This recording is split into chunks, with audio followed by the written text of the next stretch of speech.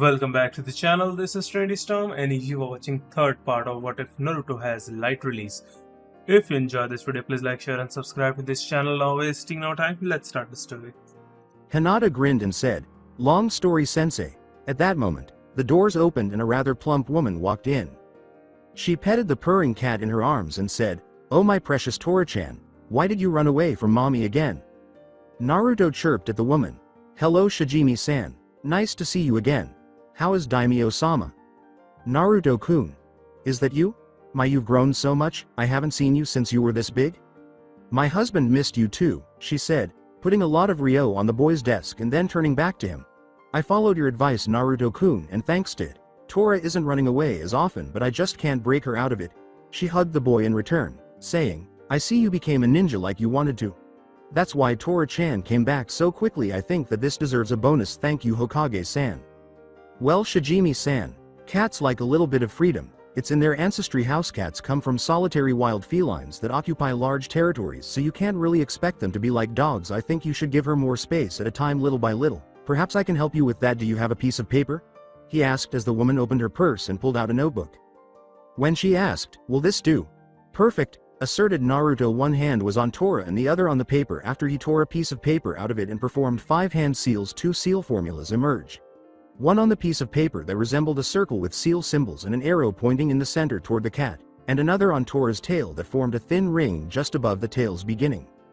This is a basic locator seal that shinobi use to find hidden object that they stashed away. It will last around 2 to 3 months, but you can use it to find her if you are really worried, but I would recommend that you just wait a day before she gets hungry and she will be on her own. The seal also becomes red if somebody else touches Tora, so you will know if she's safe or not." Naruto laughed as he explained. Shijimi grinned and accepted the paper with the seal engraved on it. "I will try to do it like that, though I don't know if I can't stop worrying about her. Thank you, Naruto-kun." In response, Naruto bowed. The blonde then turned to face the others, who were all staring at him with the exception of Hinata. "What?" he asked in confusion. Kakashi inquired, "How do you know the daimyo and his wife?" Like Hinata-chan said, long story, the first person to get out of it was Hiruzen, who attracted everyone's attention by clearing his throat. "Well, Team 7, I have to congratulate you again. That was your 100th mission, and I have to say that is one more record down, taking around 7 D ranks per day. The village never looked better." Hiruzen grinned.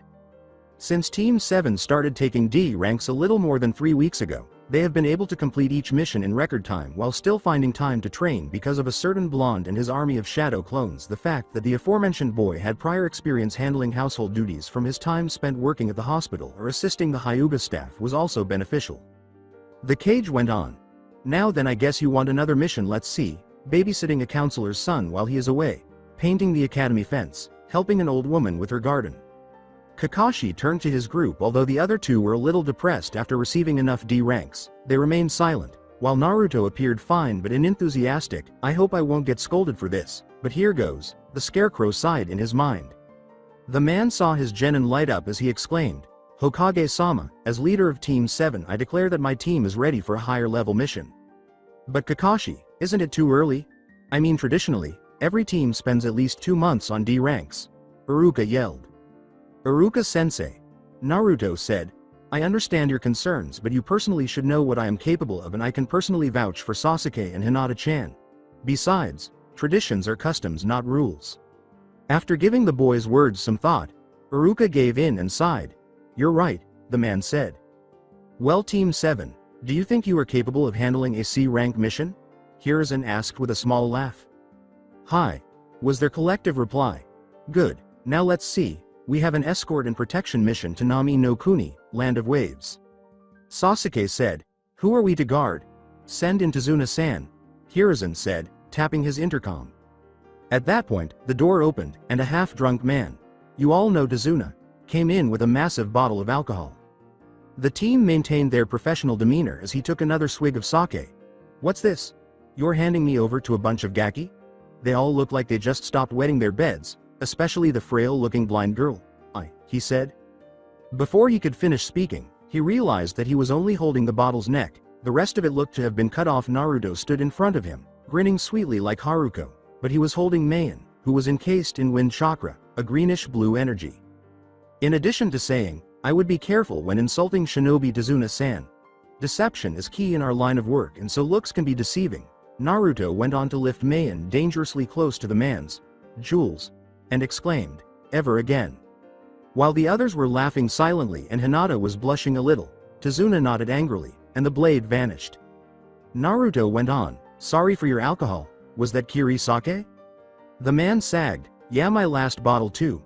Naruto opened a huge 15-liter bottle from a scroll and said, "Here, try some of this." While pretending to spit to the side, "Oh man, I think I did you a favor. How could you drink that horse piss?"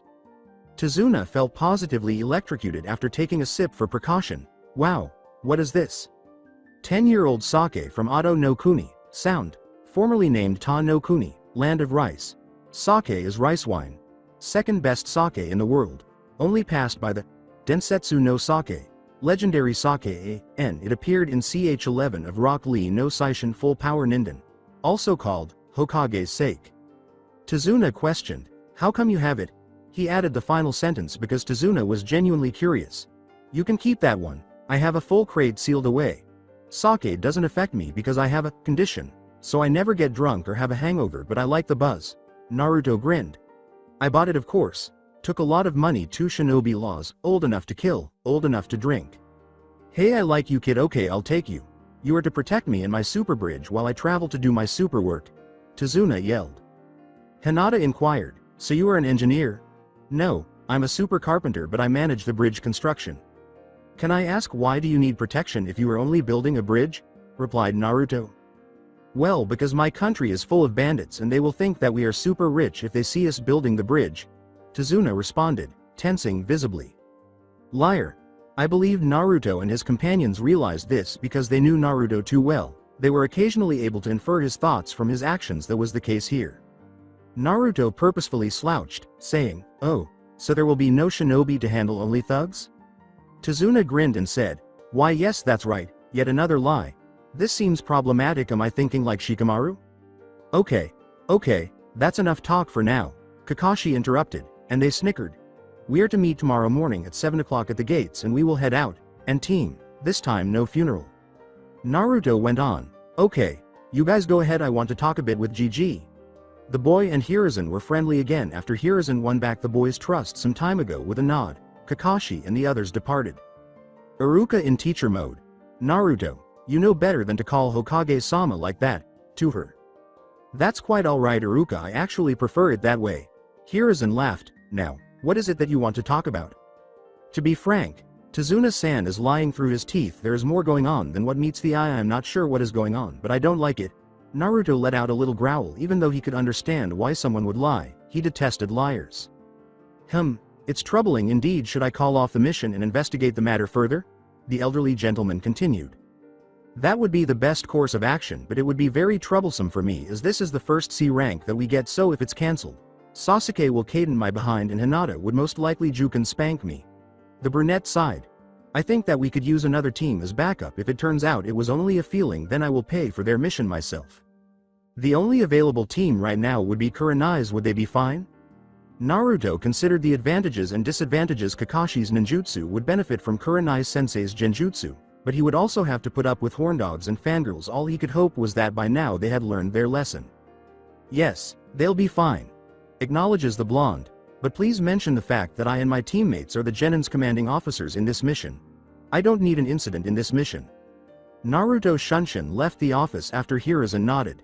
Later on in the day, Naruto and Hinata completed packing their travel supplies into a few scrolls, which they fastened to their armbands. For some reason, Naruto packed enough food to feed the entire Konoha for 3 weeks or to last a year. He simply couldn't get rid of the uneasy feeling that something was amiss. "What are your thoughts on this, Ni-san?" "I'm not sure, kid, but you should be ready for anything your intuition tells you. However, do you not believe that this is excessive?" "A little, but you can always bring those scrolls back if you don't need them because they're portable and keep things fresh for a long time. It's better to be safe than sorry." "It's true, Ni-san. Thank you, good luck, kid, tomorrow." Naruto Hiruishin took them to the Uchiha compound after they had completed their preparations because they wanted to see what Sasuke was up to. As they made their way to the main house, they noticed Makoto playing with a 3-year-old girl who appeared to be a female chibi Sasuke. "Hello Makoto-san." They both said. A happy voice greeted them as they passed through the front gate. "Natu Ni-chan, Hina-ne-chan, the young girl exclaimed as she dashed in their direction. As she approached, Hinata exclaimed, "Hi-chan," and lifted her up. As the toddler giggled, Naruto ruffled her hair and said, "Hey there Hikari-chan, where's your brother?" A tiny ball of energy, Hikari is the younger sister of Sasuke and Itachi. She is also Naruto's goddaughter, as he was honored to name her since, as Makoto stated, he gave her the opportunity to survive. "Hey guys." Sasuke called out from the house. "I was just finishing packing my stuff. I have to admit that those scrolls are awesome. Just 3 of them and I could fit enough things for a month." The response from Naruto was, "Keeps them fresh too. Boys, I want you to be careful and listen to your sensei. Hinata, I need you to make sure that they listen." Makoto was chuckling. "Hi," was their reply. Naruto went into serious mode, which the brunette quickly recognized, and said, "Sasuke, we need to talk." To which the boy replied, "Come in my room." They took action. They both nodded when Naruto said, "Okay, now I'll be frank, Tazuna was lying big time there. He was lying about the forces we will be facing and about his importance in the bigger picture. Because of that I requested another team to act as backup." They were both taken aback by this, but they began to wonder who would accompany them. Sasuke was the first to inquire, "Who?" Naruto gave them a brief glance before shrugging. "Please don't kill me, but it was Kurenai-sensei's team. That includes her, Shino, Kiba and Sakura." They regarded him as though he had grown a second head. He sagged even further, but his teammates assumed thoughtful positions. "Sorry guys, it was the only team available," he said. "I did specify the fact that the genin will be under our command to the Hokage." The blonde's teammates breathed a sigh of relief at the final sentence. Sasuke nodded and Hinata smiled. "I guess it will work out." Naruto grinned and rubbed the back of his head, saying, "Thanks, you guys are the best." They all headed for the gate the following day. As Naruto and Hinata picked up Sasuke Hirishined, they proceeded to the seal closest to the gate, followed by the genin of Team 7, Sad Romance, by Thou Nguyen Sun. Was the first song the blonde played on his violin. His teammates simply stood nearby and listened while keeping their eyes shut. Even some of the villagers stopped to listen to the lovely music because they couldn't help it. Kurenai and her crew came in as the song was coming to a close. Even though she was aware that Naruto was a musician, she was still surprised for fear of interfering with the performance. Sakura was unable to breathe. The vibrations in the air caused even Shino's bugs to relax. Both Kiba and his partner were surprised by the song and thought it was great, but as soon as he realized who was playing, his hormones took over and he opened his big barker. He never had a chance to say much before Sakura and Kurenai punched him to the ground while whispering to him to keep quiet. "So now you want to impress," he said. The song finally ended after 10 more seconds, and almost everyone cheered. Naruto blushed because he was a little surprised by this. Kurenai grinned and said, "That was beautiful, Naruto-kun." Thank you," he said timidly, but he also saw Sakura cheering. Naruto said, "Sakura, there's something I've been wanting to tell you." The girl backed off a little, still a little afraid of him. With her arms raised in surrender, she exclaimed, But Naruto, don't you have Hinata? I mean, I love Sasuke-kun." Before it registered, Naruto blinked a couple of times. Naruto bowed deeply in front of her and said, "What? No, that's not what I wanted to say. Look, I wanted to apologize for that time in class. I shouldn't have come at you like that, so, for all that it matters, I'm sorry." It was her turn to blink and take a moment to process everything. "It's alright, Naruto. You were right that time and I have been very obnoxious in class. It took Kurenai-sensei 3B rank genjutsu until she finally made me realize my mistakes, so, I'm sorry too." She blushed and cracked up at the genjutsu. Naruto extended an arm and said, "So, friends?" She wanted to shake the blonde's arm when she said, "Friends," but he kissed her. Hinata giggled as she stammered, "WW what? No," and pointed a finger at a retreating Naruto. "Don't worry. He does that to every girl or woman who he cares about. He read it in a book on manners he got from a traveling merchant in it. This gesture is a greeting or an act of respect towards a woman's kindness or charms." Hinata laughed. Sakura blushed and froze, but she shook her head and said, "Oh, well, thank you." She grinned at Naruto, who nodded playfully. Kurenai nodded as Shino said in his monotone voice, "Very polite of him." Kiba muttered, "Show off," but quickly found himself the object of glares from both his female teammate and sensei. Fortunately, Kakashi saved him when he showed up with Tazuna by his side. Kakashi said, "Hey everyone, what are you doing here, Kurenai?" While glancing at his sensei without question, Naruto explained, I requested for backup sensei and her team was the only one available. Well, the more the merrier, exclaimed Tazuna, pleased that his defenses grew stronger. Ha! Scared of what you might face outside and need us to rock you to sleep? Kiba yelled. Naruto on the other hand appeared as cool as ice. I don't need you. I needed another Junin, but since the only one available had to babysit you, I felt a little pity, so I decided that you could tag along. Oh, and I'm sure that Hokage-sama informed you that in this mission you are to act as backup and are to listen to our orders. That means that in the hierarchy you are the lowest, with the Junin senseis the highest and us the second in command, and that means that if I say jump you don't ask how high, you just do it, got it? Replied the kid. Kiba snarled and threw himself at Naruto, his fist ready with his back to the dog boy. The blonde was about to approach when Naruto sidestepped and tripped him. Kiba then landed on his back with his feet facing Naruto. After he was thrown through the air he moaned and opened his eyes to stand up, but instead he saw the blonde with two plums in one hand and Mayan, glowing with wind chakra once more, pointing menacingly towards Kiba's leg junction while grinning like a crazy person. With his point, or perhaps more accurately, Mayan's point, dangerously near the boy's plums, Naruto asked, got it? That explains why he shudders when he witnesses me consuming pickled plums. Well done, Naruto. Kurenai grinned. Yes. Kiba said with chattering teeth. Mayan leaned in and asked, yes what? Kiba yelled, yes sir, hi. And Mayan disappeared. Then Naruto leaned over Kiba and extended his arm. Kiba frowned and squinted slightly, but he still accepted the hand, and the blonde lifted him off the ground. Naruto chirped, see? That wasn't so hard. Kiba shrugged. After preparing, they set out for Nami no Kuni. With the exception of a few brief reminders from Naruto about Kiba's hormonal control, the trip was initially rather uneventful. The man simply didn't seem to get the hint they weren't dangerous at all, let alone anything that could endanger life. The horned dog would remain in line for about 30 minutes if Naruto threw a plum at his head, but he would get the urge again until the two Junin formed up for the journey.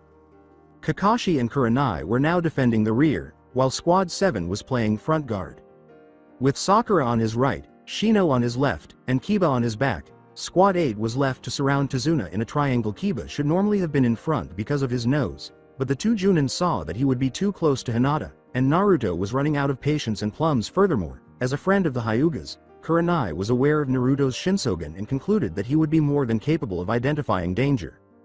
Seeing that he was too close to Kurenai, much to his dismay, Kakashi chose not to read his porn and instead engaged in small talk with the woman. Even though Sakura would occasionally take a moment to look around, giving her sensei a break, she was still swooning over Sasuke after all. The woman spent a considerable amount of time explaining to the girl what it meant to be a shinobi. Kiba was sniffing around while complaining and snarling at the injustice of it all. Shino was as stoic and dull as he was silent. In contrast, Team 7 seemed quiet and concentrated. That's how it appeared to the outside viewers, anyway. During the D-rank mission time, Naruto perfected the telepathy seal, and they were now conversing informally without making any lip movements. Not until they all three saw two tiny puddles on the ground, that is. Guys, is it going to rain here soon? Naruto inquired. No, and observe their location. The sun is directly overhead. A puddle like that should have evaporated even if it had rained here the day before, Sasuke replied. Thus, it might be a jutsu. Wait, Byakugan, let me check, Hinata went on. According to their chakra, the two males inside the puddles are hardly Chunin. Hinata-chan, thank you. All right, pay attention. If you don't have to kill them, don't. Naruto gave the order. Who appointed you to lead? Sasuke teased, his pride preventing him from doing otherwise. Nobody, but I'd like to question them to see why they're here. Sasuke, I'm sure you can pull it off, but I think you should hold off on sharing that for a little while longer. Yes. When you make them cry, I love to hear it, Sasuke grinned. Hinata laughed, all right, I have an even better idea. Listen to this. Naruto proceeded to make Sasuke smirk cunningly and to make Hinata laugh further in her head. Now keep in mind, Hinata-chan. No Byakugan, no peeking. Naruto gave her a playful look, and she blushed a little. Oh, he's not entertaining. Yes, she replied. The girl became even more irate when Sasuke sighed, you forgot to turn off the transmitter again. Hinata-chan, 3.5 more years. Naruto gave her a kind smile and a gentle peck on the cheek while putting a hand around her waist. A growl was heard, but they all chose to ignore it. Naruto started as they got closer to the puddles. He unzipped his pants and jogged on toward the puddles, saying, guys, hold on, I need to pee. Sakura yelled, Naruto, Not here, go into the bushes at least. Naruto, I think you should listen to her. Kakashi half extended his arm and received a drop of perspiration, but the blonde's cunning smirk silenced him. When they saw that, both Junin responded, oh, sneaky.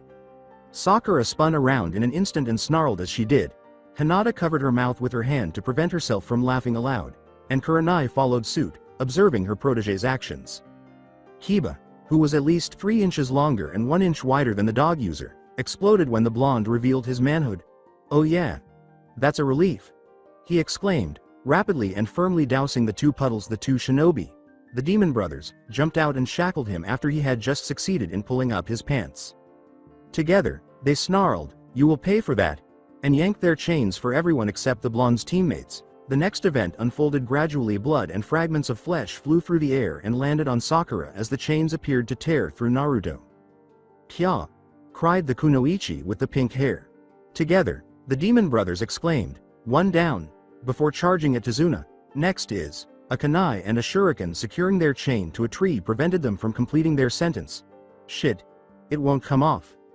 They disconnected it and leapt Kiba and Sakura after pulling harder and harder until they noticed a huge swarm of black bugs approaching. When Hinata appeared close to Gozu, who had his sights set on the Inuzuka, the Junin were prepared to step in. Naruto teleported in front of Maizu, who was aiming for the girl, and blocked his gauntlet strike with Mayan, who was now displaying a cloudy sky blue-white flowing mix pattern inside the blade. Hinata easily incapacitated her opponent by striking one of his chakra points with a swift blow. In his battle with him, Naruto used the back of his sword to strike his opponent's temple, but he had to prevent the enemy shinobi from falling gauntlet first onto Sakura, who froze and was scratched in the process. Then, before the demon brothers could hit the ground, Sasuke appeared and, with a flick of his wrist, threw a shuriken with a wire wrapped around them and a tree, bringing them together. Team 7 then landed in front of them. Sakura cried out, Naruto? How? I saw you cut to pieces. He smiled and said, Shadow Clone and Kawarimi, I switched my place with a Shadow Clone. Good job team. But Naruto, their gloves were poisoned, so we need to drain the blood out of the wound and treat you, Kakashi said with an eager smile. In response, the boy said, no need, wa? Kakashi's eyebrows shot upward. Kurenai leaned over and said, Naruto-kun is immune to poison thanks to a certain chakra condition. I can't believe you don't know this. They're your team. Be careful though. High-class secret. Oh, he replied, and despite Team 8's intense scrutiny, they received no response. Now what do we do with these? Sweating a little, Tazuna replied, I say we leave them to the authorities. Not yet Tazuna-san. Naruto replied. I had a feeling that you lied to the Hokage when you declared the mission details and this proved it. The man defended himself by saying, I didn't do such a thing. Hinata warned him, causing Tazuna to shudder in terror. Tazuna-san, Naruto-kun has the ability to tell if a person is lying, so it won't work. Indeed. I saw that you lied when I asked you the details in the mission office, but I couldn't ask why, so I requested backup. Now why did you do it? Naruto went on. A low C rank is meant to give genin experience and is supposed to be low danger. If people trained in shinobi arts appear, then the mission ranking starts from high C and can go all the way to high A rank, possibly S, depending on the info we get from these guys. We can determine the mission standard. Besides, when the client lies about the mission details, it is essentially a breach of contract, and as such our leaders have the right to call off the mission. Tazuna sagged and said, I guess the cat's out of the bag now, huh?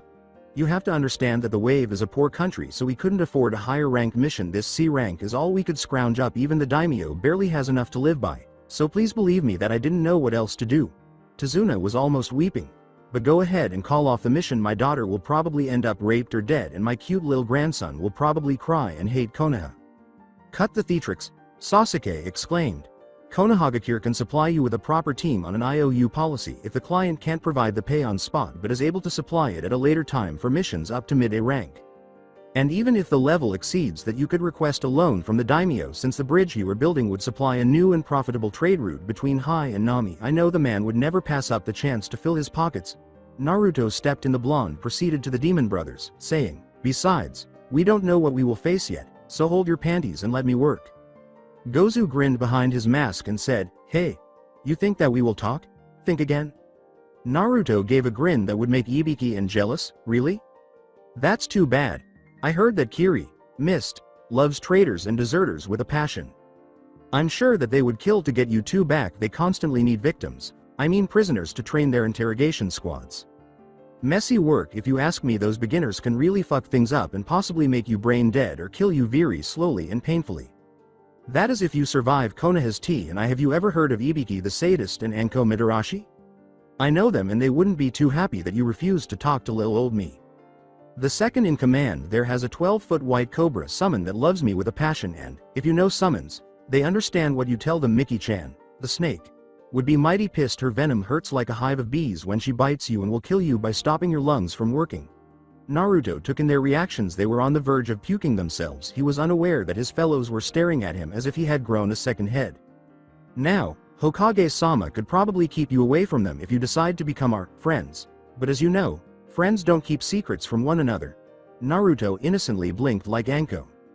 2 seconds after that, we were hired by Gato of the Gato Company to kill the old man, since the bridge he is building would be a spine in his plans behind to take over Nami. Besides this, he has around 100 or so thugs, and as for shinobi, there are 2 former mist swordsmen, Zabuza Momochi, the wielder of Kabikirabocho, and Raiga Kurasuki, who has the Kiba swords. There is also this boy Haku, who is Zabuza's apprentice Haku Yuki, that has an ice release Keke Genkai. He's hella strong, possibly high chunin, and a no-name genin team that we didn't bother learning the name of. That's all we know now. Please don't torture us, the 2 spilled. Naruto flashed 3 hand signals and said, sleep, touching their foreheads to make them unconscious and leaving a seal on them.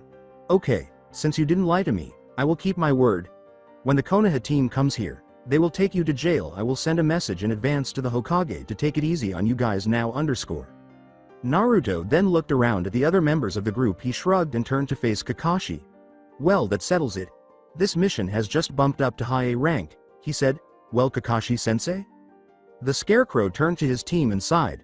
Naruto was right about the previous statement. Right now we should cancel the mission and have Hokage-sama provide Tazuna with a standard team, but what do you guys think? Kurenai yelled, hold on Kakashi, you're giving them the choice? He responded, of course, I trust my team to take the right decision, don't you? Which caused her to blush and turn away in shame. Well guys? They glanced at each other and Tazuna, who appeared a bit more at ease after learning that he would be receiving shinobi in any case. Naruto responded, and the other 2 nodded. We say that we keep going. That is if you and Kurenai-sensei think you can keep the 2 mist swordsmen busy until we take care of Haku and the rest. Kiba yelled, hey, don't we get a saying? Team 7 and the 2 Junin responded, nope. But after a brief silence, they added, except Shino. Thank you. Logic would dictate that we should retreat since we have 2 Junin and 6 Genin while the enemy has 2 Junin, a Chunin and 3 Genin, but I do not desire my first high-rank mission to be cancelled. That would look bad on my record. It is up to Kurenai-sensei to decide, Shino replied. Kurenai paused for a moment to think before responding. Okay. I agree with keeping the mission for now, but we will send notice to the Hokage to have a team ready if things get out of hand. Kakashi and I will take on the 2 swordsmen while Team 7 deals with the Chunin and possibly the Genin while you guys guard Tazuna, she explained. Sakura objected, hey, why do we have to stay behind? The Genin shook their heads in dismay as her sensei sighed and said, simple. Because besides Shino here, none of you acted before when the 2 attacked. Besides, Team 7 managed to take out Kakashi here during the Genin exam and he was going at them full force. Do you think that you could have done the same to me back then? She said later on. They discovered that, aside from a few low-level genjutsu, Kurenai never retaliated. Now that it's settled, let's continue our mission. Kakashi grinned broadly and called forth a dog to deliver the report and Naruto's suggestion about the Demon Brothers to the Hokage. Canon from here until the boat lands, excluding the scene where Sakura is silent and Kakashi and Kurenai are walking on water to make room in the boat. As Hinata and Naruto walked down the road, they maintained the same formations while using the Byakugan and the Shinsogan to scan their surroundings. Naruto, who was farther away than Hinata, spotted 2 figures in the trees a mile away, waiting for them. Since he didn't want to reveal his Shinsogan to the others just yet, he informed his Genin teammates and instructed Hinata to inform the others. Kakashi-sensei, there are 2 figures hiding in the vegetation about a mile from here. Judging by their chakra, one is a Junin and the other one is Haku. Also the Junin has what appears to be an oversized meat cleaver on his back. I would say that this is Zabuza, she said quietly. Kakashi asked, I didn't expect them so soon, but only them. They must not be expecting us guarding Tazuna, or the others may be coming soon, Kurenai went on. Shino added his thoughts, saying, Logic would dictate that the first option is the most likely. What should we do about it? Before responding, Naruto adopted a contemplative stance. I propose that we split up Team 8 together with their sensei take Tazuna and one of my clones through a detour. While we continue forward, I will make a shadow clone that will henge into the client. Kakashi answered. Agreed. Tazuna-san, do you know an alternative path? The man indicated a different route with a nod, but Kiba objected, and the others sighed. But they are alone. We can just take them out now while we have numbers. Kiba, remember that the primary mission is to protect Tazuna-san. We can't drag him into battle. He would only be in danger and can be a hindrance since he has no battle training, Kurenai clarified. With a tick mark for each team, Kiba boasted, hey, don't worry, I'll protect him and beat the other shinobi. With 7. Genin, you are not ready to face a Junin that has every intention to kill you, Kurenai barked. But the Inuzuka made another attempt to object, but Sasuke and Naruto, each gripping a kunai maen from the side of his neck, interrupted him. Naruto commanded, jump, before launching a ki pulse at him. They took the detour after Kiba stopped commenting and hopped to Kurenai's side. They proceeded along the present route after Naruto created a shadow henge clone of Tazuna. Kakashi and his group were keeping his senses keen when they arrived at their destination after taking a few steps, and as he and his group ducked for cover, Kakashi yelled, get down! Sasuke brought down clone Tazuna in the process over their heads. Kabikirabocho flew and impaled itself against the side of a nearby tree. Then, with his back to the traveling group, Zabuza leapt atop the sword hilt. Kakashi started to reveal his Sharingan eye. Well, hello there, if it isn't Zabuza Momochi, the Kirigakure, Mist Hidden Village, missing Nin. If you are here, that means I have to get serious. So it's true. The Sharingan is in his possession, Sasuke grinned. Sharingan no Kakashi. I'm honored that the man who copied 1,000 jutsu wishes to fight me at his full strength, but all I want is to kill the old man. Tazuna, the clone, was concerned. But it looks like I would have to fight you first. After removing his blade from the tree, Zabuza proceeded to the water. His ki was directed at the genin who were positioned in formation around Tazuna. Now then, will you attack me alone or will those brats assist you? Yh, he exclaimed. The upper portion of their eyes were shadowed, and they started to shiver. They attacked one another a moment later. Sasuke was snapping a chop at Hinata, who wanted to stab Naruto in the eyes, when Naruto slammed his fist at him. As a result of their attacks countering one another, they alternated between them, each time failing. By this point, Zabuza had heard the names of the attacks and was wearing a massive drop of perspiration. They repeated, Jan Ken Pon, rock paper scissors, again, for roughly 7 turns. Zabuza cut in, what are you doing? Isn't it obvious? We're deciding who will face you since all of us will be kind of unfair, replied Naruto. Their sensei stopped them before he could return to the match. Sorry guys, he's a little too dangerous for you right now, so I'm countering you with sensei, and beating you all, he grinned. Before vanishing with his Kirigakure, hidden in the mist, no jutsu, Zabuza exclaimed, hey, so you will face me alone, Kakashi? I will give you a nice funeral? When Naruto and Hinata opened their eyes, they were able to locate the man in a tree close to the water with ease. There are 8 points, larynx, spine, lungs, liver, jugular artery, collarbone, kidneys, and heart. Now which one should I hit? The missing nin asked, proceeding to add ki. You forgot the sternum, solar plexus, back of the neck, groin, parts of the backbone, temple, was Naruto's response after Team 7 simply yawned collectively, but before he could say anything more, Zabuza materialized behind them. Thanks kid. He grinned behind the bandages and swung his sword in a chopping motion. But Sasuke stopped him with a kunai. With his weight training and his 3-tomoed Sharingan, he had little trouble blocking the blow. The man who changed into water was decapitated by Kakashi, who emerged a moment later. Kakashi exclaimed, a water clone, before noticing Sasuke's eyes. How? He inquired. You mean the Sharingan? I awoke it a few weeks after the Uchiha incident, with Naruto's help, replied Sasuke. Zabuza whispered, you shouldn't look away, Kakashi, as he emerged behind the scarecrow and cut him in 2. But Kakashi also turned into water. The Kiri-nin muttered, he copied my water clone technique? Before Kakashi materialized behind him, holding a kunai to his throat. It's over, snarled the Konoha Junin. Hinata yelled, Sensei, that's a fake too, behind you. After slicing the Mizu Bunshin with a frown, Kakashi ducked under a cleave, only to be kicked into the air by the missing nin. After that, Zabuza attempted a finisher but was stopped by the caltrops that Kakashi flung to the ground. After falling into the water, Kakashi surfaced a short distance away. Why is this water acting this way? Before Zabuza emerged behind him and began making a series of hand signals, he thought, it's heavy.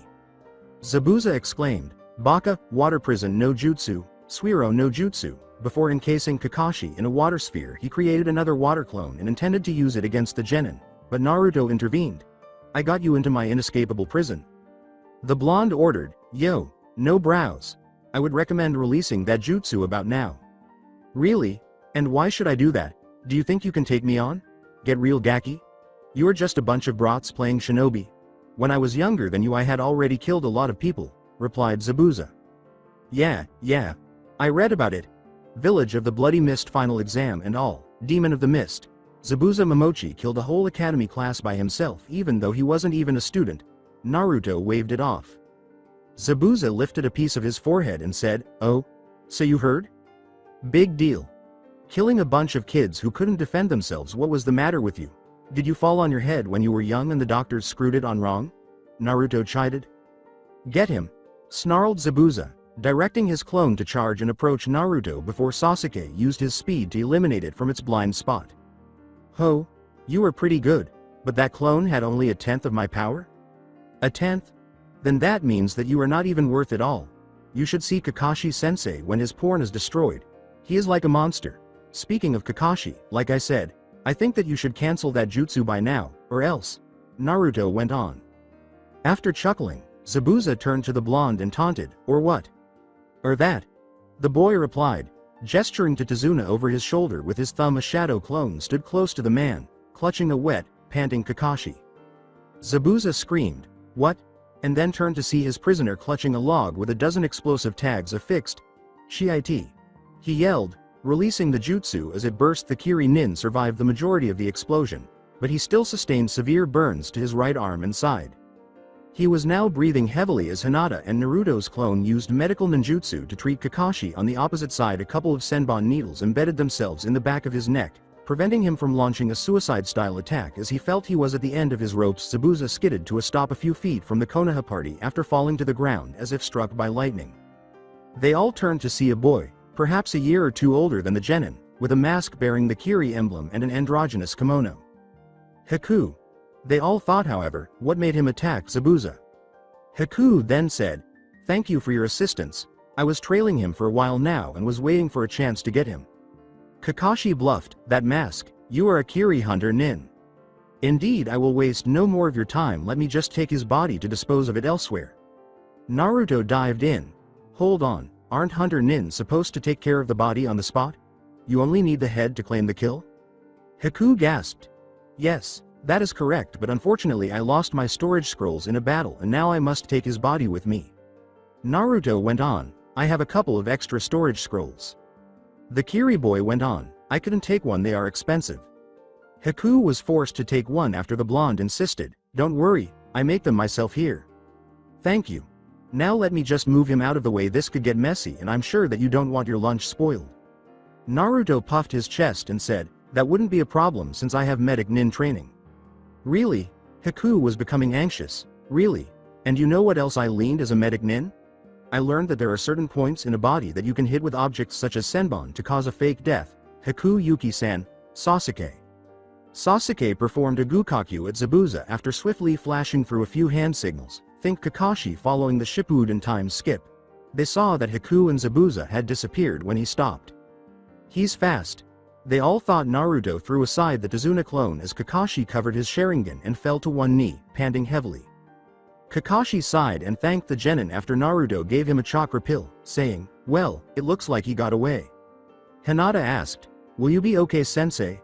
Well, I'm a little worse for wear and tired as hell, but I got off easily, a good night's rest and a hot meal and I'll be back to full strength, he replied. They all nodded when our blonde hero said, follow me. Kurenai-sensei reached the house by the time you got trapped, so I know where to go. They met up with Team 10, Tazuna, and his daughter Tsunami at his house later that day. Kurenai was alarmed by Kakashi's battered appearance and asked, Kakashi? Was he that strong? The male Junin responded, yes, not to mention that he got a lucky shot in, but this is mostly Sharingan backlash. Lucky shot? asked Sakura. Sensei got trapped inside a water prison jutsu with his Sharingan open and constantly trying to break free. The enemy got away though. Naruto replied. But he should be okay with 2 days of R&R. Oh, said Sakura, and Kurenai Kakashi grumbled, you are right Naruto, but I can't take that time while they're still out there. Oh, you will take the time or you will be demoted to Chunin for insubordination, Naruto said. Naruto, in case you are forgetting, Kakashi and I are the Junin leaders here while you are a genin, Kurenai clarified. I did not forget Kurenai-sensei, but you forgot that I am the only licensed medic nin in this party, and as medic nin I can even order the Hokage into retirement if I consider that it will be good for his health. Junin and Naruto responded. As Sakura put it, is that true? Yes, and not only is Naruto a medic nin, he is also a first class 1 and 2nd in command of the Konoha Medical Corps. Kurenai turned to face her, and the woman acknowledged, drawing 2 awe-filled looks from Tazuna and Tsunami. Naruto switched into medic mode and said, now that that's sorted out, after lunch it's off to bed with you, mister. Hi. But before I go, how did you get me out of that jutsu, Naruto? Well, after you got caught I secretly made a cage bunshin and had it move, teleport stealthily to your position while me and Sasuke distracted Zabuza with Hinata protecting Tazuna-san. When I got there I used my special space-time talents to pry open a portal through the jutsu and then used a simple Kawarimi no jutsu with a log that I prepared earlier. After explaining everything, Naruto gave the scarecrow instructions from the doctor. Kakashi gave a feeble response, and Naruto opened his scrolls to reveal a well-balanced meal. Kakashi was sent to bed after eating. Well, now that that's over I think you need to think of training your team. Kurenai-sensei, judging by Zabuza's wounds and Haku's knowledge of the body, they will be back to full force by the end of the week at the earliest. Naruto glanced at the woman. She replied, yes. Sasuke made the decision to speak up and ask, do they know the tree climbing exercise yet? She replied, no, I didn't have the time to teach them until now, but I guess that I will show it to them tomorrow. Hey, what is this about tree climbing exercises? We know how to climb trees. Kiba yelled. Kiba snarled but remained seated as Naruto taunted, really? I thought dogs don't climb trees. Besides, you are supposed to climb it without your hands. Sakura questioned, without our hands? How are we supposed to do that? The blonde went on, with chakra, like this, and walked up the wall and onto the ceiling. The blonde explained, you cling to the surface by focusing a steady amount of chakra to your feet. This place is said to be the most difficult to channel the energy, and so if you manage to do it you will get a good feel of your own capacity. Kurenai-sensei will show it to you tomorrow. The blonde then unhooked from the ceiling and landed gracefully on 2 feet. Tsunami cheered and Tazuna laughed, that was a nifty trick. At that moment, the doors opened and Inari entered. Tazuna gestured to the boy, Inari, come here. Come meet the heroes who will protect Nami from Gato. Why do you try? Gato will kill you. That is how it is. The strong will always beat the weak. So go home if you want to live. There are no such things as heroes, the child screamed. Tsunami warned him, Inari. But Naruto held a hand in front of her. His response, yup. You don't know how right you are, caused everyone to stare at him as if he were an escapee from a mental institution. The child asked in surprise, wha? He flexed one arm while gripping his biceps with the other, saying, I mean the part where the strong will always beat the weak. And that's why we will beat Gato. You don't mean that you think you have a chance against Gato? You're crazy? That thing is a demon. Inari began to scream. Naruto gave him a 2-second look of bewilderment before laughing out loud. Naruto wiped a tear from his eye and exclaimed, Biwahahaha, boy you crack me up. Him? A demon? Trust me when I say this kid that you don't know anything about demons. Inari yelled, don't laugh at me. Do you know what demons are? Naruto became serious and asked, have you ever heard of the Biju kid? They are gigantic constructs of pure living energy, chakra as we call it, as big as a mountain. 12.5 years ago, the Kyuubi no Yoko, the strongest one of them, attacked the village and killed a lot of people. They were shinobi, trained people who in a quarter of the number that died, could have handed Gato's rear to him on a silver platter and he didn't so much as suffer a scratch. If it weren't for our hero, Minato Namikaze, who sacrificed himself, he could have destroyed everything, and this does not even scratch the surface of the full story. The blonde growled. Inari regrouped. So, what does that have to do with you? You lived in a nice village without having to worry about getting killed. You know nothing of pain. Hinata exclaimed. Inari should have avoided saying that one thing, look at you. Tsunami wanted to run to Inari's side, but Kurenai stopped him as Naruto snarled, grabbed him by the collar of his shirt, and slammed him against the wall. You think that you had a tough brat? You are being bullied by a man with more money than you and you think that your whole life is over just because you don't see the silver lining of your cloud? Here's a newsflash for you. There are people who had it far worse than you. Sasuke here had his whole clan murdered except his mother by his brother, and he was forced to watch everything for 72 freaking hours within a powerful illusion. The boy's attention was further captured when Naruto snarled softly. I know nothing of pain, Naruto whispered, but everybody heard him. Look at my face. Do you see those marks on my face? They are birthmarks. I had them since I was born, which coincidentally was the same day that the Kyuubi attacked. And because of these and some other reasons, the villagers thought that I was the demon reincarnate and were ruthless against me. Because of the Kyuubi attack I had lost my parents. That's right, I never knew them. I never saw them smile at me, congratulate me or hug me when it hurts. Instead, I can't remember anything older than the orphanage caretaker beating the shit out of me when I wasn't even 3 years old. Tsunami then gasped. Tell me how hard your life is, I dare you. You have your mother and grandfather cooking for you and comforting you when you were crying. Have you ever survived a month with nothing than a dumpster to dine in when you were 3?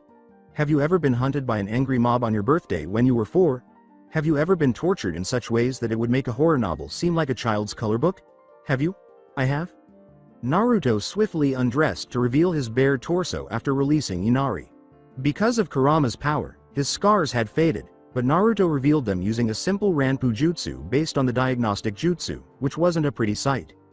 While Shino maintained his stoic appearance, his clothes were vibrating from his bugs that reacted to his emotions. Akamaru and Kiba were shaking from the sight.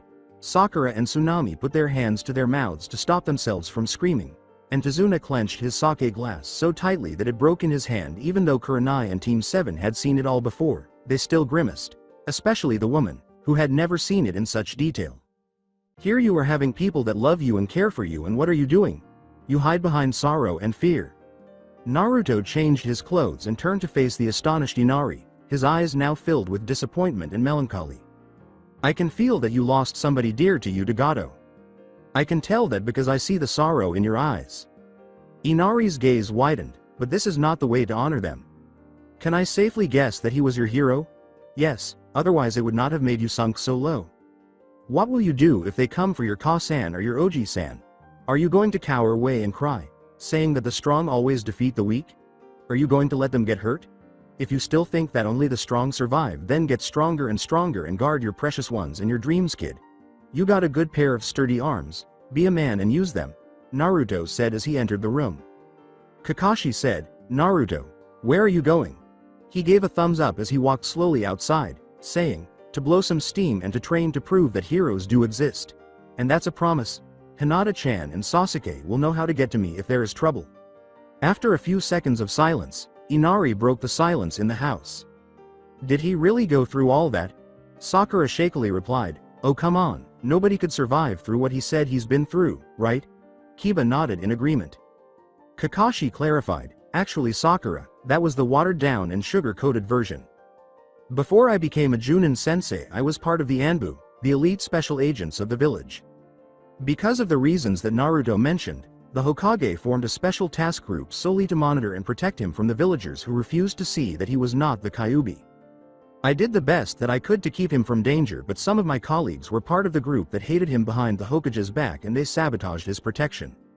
He suffered everything you can imagine and much more, from starvation to broken bones, assassination attempts, muggings and stabbings. I even heard from the Hokage that he was nearly burned at the stake, but the ropes burned and he could escape. He still has the scar, it was the one on the side of his abdomen, he explained. Tsunami started crying, and Inari was just a few seconds away from imitating her. The scarecrow went on, but then he was taken into Hinata's clan and didn't have to fear from that again. He gave Hinata a similar eye smile when she had finished using the glass to heal Tazuna's hand. The girl with white eyes then turned to Inari. Listen Inari-kun, Naruto-kun didn't say those things to hurt you. Those are the things that he kept repeating to himself over and over for many years. I heard him since our rooms are close. He used to cry himself to sleep until one day I guess he just got tired of it and decided to change all that into the will to protect his beloved ones, and I swore I would follow his example. Got it? She grinned as she placed her hand on the boy's forehead. Then, in addition to Naruto's, if something is truly important to you, even if it's heartbreaking, even if it's sorrowful, you keep on trying and trying. Even if you lose your life, you keep on protecting it with these two arms. Kaisa's image flashed into his mind. Then, even if you pass away, you will always be remembered as a man. What would you do if they came for your Oji-san or Ka-san? Are you going to cry and back off, claiming that the strong always win? Will you allow them to suffer harm? Continue to grow stronger and protect your loved ones and your dreams, child, if you still believe that only the strong survive. Be a man and make use of your strong, well-built arms. He nodded angrily after realizing what those words meant. A.N. I hope this scene worked out well because I wanted to write it since I started the fanfic. This would have been a canon scene with Haku, except that Naruto was resting rather than sleeping, and he knew who he was but chose to cooperate. Naruto also didn't think twice about stating that he has people he cares about and that he is training for them. Haku grinned and said, "Well, I have to go now, take care." Naruto chirped, "Bye Haku, give my regards to Zabuza-san," and Haku spun around in fear. With Senbon ready, the Kiri boy asked cautiously, "You knew? Then why didn't you attack me? You may have ice ability but your heart is far from frozen. I saw the kindness in your eyes. I decided to spare you today since I began to see you as my friend." Naruto gave a kind smile. "I see, I hope we don't see each other on the battlefield then." Haku felt sorrowful. Naruto resolutely replied, "I do, because I know that you will be there and I will save you from your darkness." Haku wondered, "What if I don't want to be saved? Why wouldn't you?" demanded Naruto. Haku then went on to describe his abilities, how he killed his father as a result, and how his nation is pursuing him. The blonde continued to smile at Haku's stunned expression before Naruto stepped in and said, "So, do you think that you are a monster just because others tell you so? If that is true, then will you believe me if I told you that you are quite the opposite? Let those bastards think what they want. Just remember, you are yourself and nobody else." Then the Kiri boy bowed and smiled and walked away. Kiri shined near the house after Naruto stretched for a few moments. When he returned, he discovered that Tazuna and Hinata were prepared to leave for town. Naruto gave his sensei and team a briefing about the encounter before deciding to accompany them. Sasuke asked, "And you let him go? Just like that?" Naruto looked to the floor, feeling sorry for the boy, and Sasuke and his sensei winced when the name of the Uchiha was mentioned. "Sorry Sasuke, I just couldn't bring myself to hurt him. He is just like us, fighting to protect someone whom he cares about. He doesn't know he has other options, just like Itachi-ni-san." This comparison did not surprise Kakashi, who had been briefed by the Hokage on the background of Operation Gardener and the Uchiha incident at Naruto's request. Kakashi shrugged it off, saying, "Well, it's no use crying over it. I just hope that you did the right thing, Naruto." Naruto was able to observe the nation's deteriorating state when they arrived in town. According to Tazuna, the country's unemployment rate was close to 100% and crime rates were at an all-time high as a result of Gado's efforts to subjugate it. Every corner had beggars, and what was unsettling was that the majority of them were kids at one point. Tazuna waited outside a store while Hinata and he went inside to get some materials. A stranger approached him during this period, so he activated his Shinsogen. He saw a hand reach for his pockets, but he easily caught it with practice. A man who appeared to have seen better days was attempting to rob him. "You are either very stupid, very brave, or both to try to steal from a shinobi," Naruto screamed. The man whimpered, Please let me go. I didn't know anything, it's just that I'm so hungry." Naruto sighed, realizing the truth in his eyes before releasing the man. He explained to him and opened a scroll to reveal some ration bars. "These things taste like sawdust, but they are very good for the body and keep you full for a day. It's not much, but it will keep you alive. I will give everyone more after my friends and I deal with Gado and his cronies." The man appeared to have seen Kami and exclaimed, thank you, before tearing a pack, biting out a bar, and chewing on it as though it were a fine meal. After glancing at the man, Naruto squirmed, "Gado, I'll show you what a real demon feels like up close, so you'd better hope we never meet, just before I slowly grind you to dust." After leaving the store, Hinata and Tazuna headed to the shopping area to get dinner. While traveling, Naruto sensed a second, gentler presence behind him. When he turned around, he saw a young child, perhaps 4 or 5 years old, holding out his hands and a few more children hiding in the back. The young girl grinned and said, "Give, please." Naruto reciprocated by opening a big bag of candy and the remaining ration bars. He grinned and said, "You in the back, you can come over, I won't hurt you." 5 more children then materialized. The blonde grinned and began passing the food around. "Listen guys, these things are called ration bars. They're very good for you and they keep you full for the day, but they taste like mud, so use this candy to wash away the taste afterwards, okay?" she said. Tazuna complimented the blonde, saying, "You are very kind." With a flush, Naruto turned his head away and said, "Not really, I just wanted to get rid of those things. They taste like sawdust and I'm not really into candy either." Tazuna simply grinned and gestured for them to continue after they arrived home. Naruto gave Tsunami a lot of praise for the food she had prepared, even comparing it to Ichiraku. After a while, Inari descended. As though nothing had happened, Naruto chirped, "Oh Inari, come sit down and eat." Inari turned to the floor in embarrassment upon seeing the blonde. The young boy fidgeted and said, "Anyo, I wanted to say that, I'm sorry for saying that you don't know pain." Without hesitation, Naruto replied, "Apology accepted, now stop feeling sorry for yourself and come and eat. Your mom's cooking is godly." Inari nodded. "Anyo, Naruto, aren't you sorry for what you said to Inari?" Sakura then began the conversation. "Nope," Naruto replied, making the boy wince as he took another bite of the meal. "Why should I be? I told the truth. If he wants me to say sorry, then he has to prove that he can change. I meant every single word when I said that crying and wallowing gets you as much as a cold fart. If you can do something, then you better damn well do it. I would, even if my hands are taken away from me, I will kick my way to the top. Even if my legs are destroyed, I will bite my way through. Even if I died, I would kick the Shinigami's ass and come back here to try again. Because that is my ninja way," he said, adjusting his headband and making Hinata blush. Sasuke to smirk and Inari to stop moping and look at him in awe. Since Kurenai actually took the time to train every student when she could, Sakura performed marginally better than her canon counterpart. When Team 8 started the tree climbing exercise the following day, Kiba was performing fairly well for his skill level. Shino, on the other hand, was having some difficulty because his bugs were continuously consuming and destabilizing his chakra. Kiba gave them envious looks as Team 7, without Naruto, alternated between patrolling the area and practicing meditation on water. In order to protect the man, Naruto had decided to accompany Tazuna to the bridge, Canon here Gichi scene. "If this keeps up, I will have no more men to finish building the super bridge," Tazuna murmured. Perched atop a massive crane with a commanding view of the region, Naruto turned to face the man. "How many workers do you need, Tazuna-san? I can provide you with about 2,000 that can walk on all surfaces except air and are very strong but have little experience." Naruto grinned broadly. "Really?" Tazuna asked, her eyes widening. "How fast can you get me 300 of them?" asked he. 320 clones appeared on the bridge and in the vicinity as Naruto simply grinned. "Does this answer your question? I made a couple more since you can give commands through one, and when it vanishes everyone gets the information and you can order one when to do it." "Ayuoh.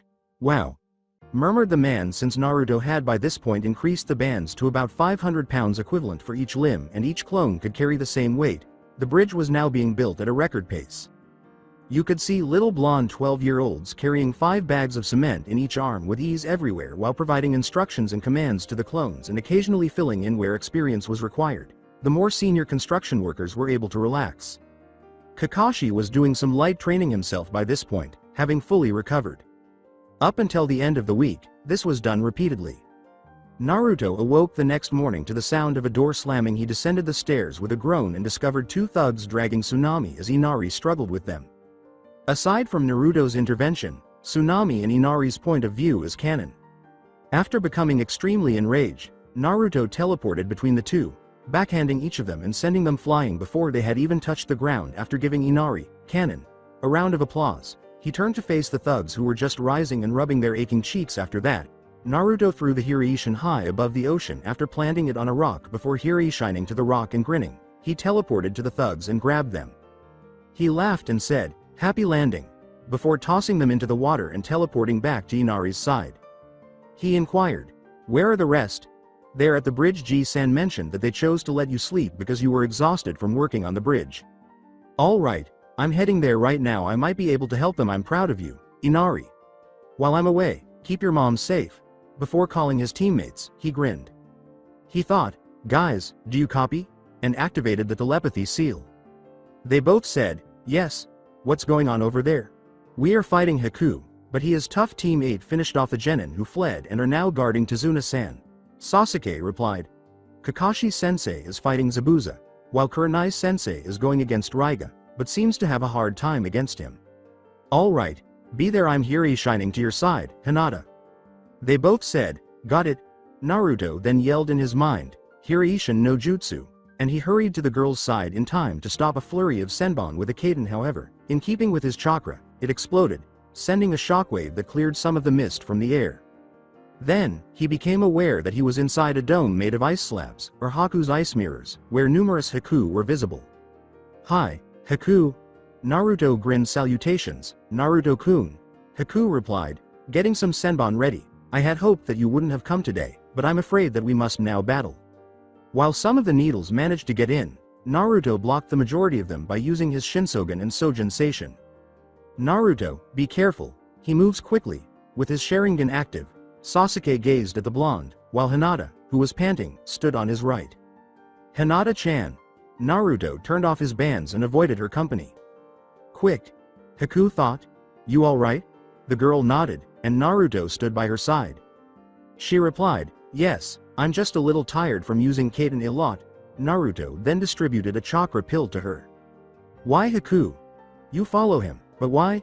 This isn't you, even though I know he saved you. He's attempting to transform you into someone else," Naruto yelled. "Modify me?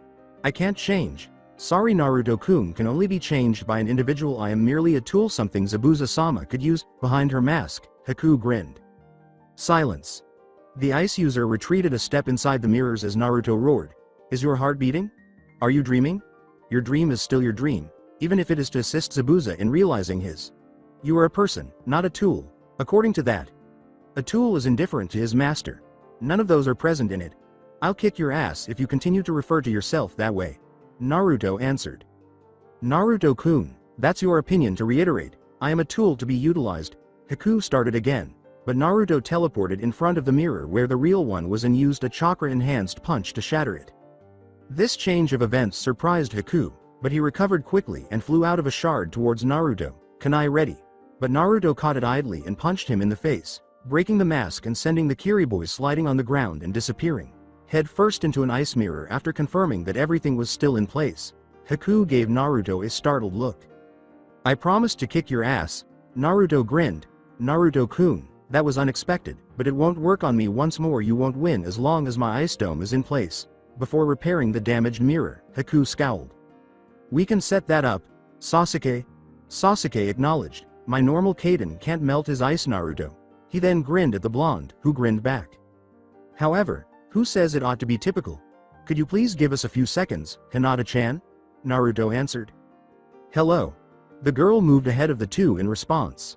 "I have no idea what you have planned, but it will fail." Haku aimed his senbon at the boys as he leapt out of the mirror, but Hinata's Hake Kusho, ET vacuum palm, blasted him back. A dragon made of fire twice as thick as the brunette appeared just before Hinata leapt out of the way before Naruto blew a concentrated pipe-like stream of wind chakra that surrounded the fire jutsu, compressing and fueling it and making the flames pure white due to the heat. Meanwhile, Sasuke flashed through hand signs and inhaled deeply before blowing it out mentally, shouting, "Kaden. Karyu Enden, Fire Dragon Flame Bullet. Dragon Flame Vortex. Fire Wind Fusion." The ice never had a chance because the fire wind jutsu melted it like a white-hot knife through butter, and the boys yelled as the dragon circled the interior of the dome in a screw-like motion, rising higher and higher. The dome was very chakra-consuming, so losing it all at once like this was a huge blow to his reserves. Haku barely had time to jump out of the jutsu before the dragon passed through it and was now panting heavily. When he looked up, he saw that the three genin had surrounded him, and he had no more energy to fight back, so he did the only thing he could. "Take my life," he pleaded. They replied, "No. Do it, please. You must get rid of me because I am a broken tool, and Zabuza-sama doesn't need a broken tool." Naruto responded after the three sighed. "You're correct. You have to throw away a broken tool." Before bringing his fist back for a chakra-glowed punch, Haku's eyes widened and he wore a gentle expression as the fist charged at his face, barely managing to send his head to the side when it made contact. "Why? What kept you from doing it?" Before another fist struck the opposite side of his face, he let out a cry. Grabbing his collar, Naruto raised him to his level and asked, "Why?" "Because I threatened to kick your ass if you continued to call yourself a tool." "Damn it, wake up. I am Santa Claus, and you are no more," Naruto snarled. "Who is that?" everyone, including Haku, inquired. "It's a long story, but the main idea is that you are not a tool and I am not him. I am aware of the suffering you are experiencing. The anguish of going through hardship due to circumstances beyond your control. However, that does not mean you should abandon your humanity. Goddamn it, live and resist it. That's what it means to be human, and you've been doing it up to this point. You understand that I'll be damned if I allow you to stop right now?" When Haku realized that the blonde was correct, his eyes widened and his expression softened as he wanted to thank the blonde. However, the fog suddenly cleared, revealing Kurenai defending Kiba from Ryuga while they were engaged in combat. In the distance, you could see both Junin panting, but closer to home, Kakashi was charging his Reikiri in front of Zabuza, who was restrained by his dog summons. Zabuza-sama. Kakashi charged forward as Haku screamed and then made a few hand gestures and shunshined in between. Naruto reactivated the Shinsogen and Sojin Seishin in response to Haku's scream, and he saw in slow motion as Kakashi edged closer to Haku's heart. Before Hiri shining to Kakashi's side and pushing him aside, Naruto exclaimed, "Oh, no you don't." However, Haku's right shoulder was sliced through by the Raiden Jutsu. The Kiri boy screamed, "Ah," as he fell to his knees on the ground after feeling the current run through his right side. Naruto and Kakashi skidded to a stop. The Junin whispered, "Thanks," to Naruto, who gave a nod. "Haku, why did you do that? You should have killed Kakashi with that move, not to try and take that hit. As I though, you were useless," Zabuza barked. Though in pain, Haku just grinned and muttered, "Sorry Zabuza-sama," before collapsing to the floor. The Junin was sent sliding to the side when Zabuza's nose made contact with Naruto's left knee. The blonde gave Haku a blood pill right away, and he proceeded to heal his wound by creating 2 clones. Zabuza snarled, "Why didn't you kill me with that attack, kid?" Naruto replied, "Because you are too important to Haku to kill. Why do you care so much about a broken tool, Gaki? Liar. What?"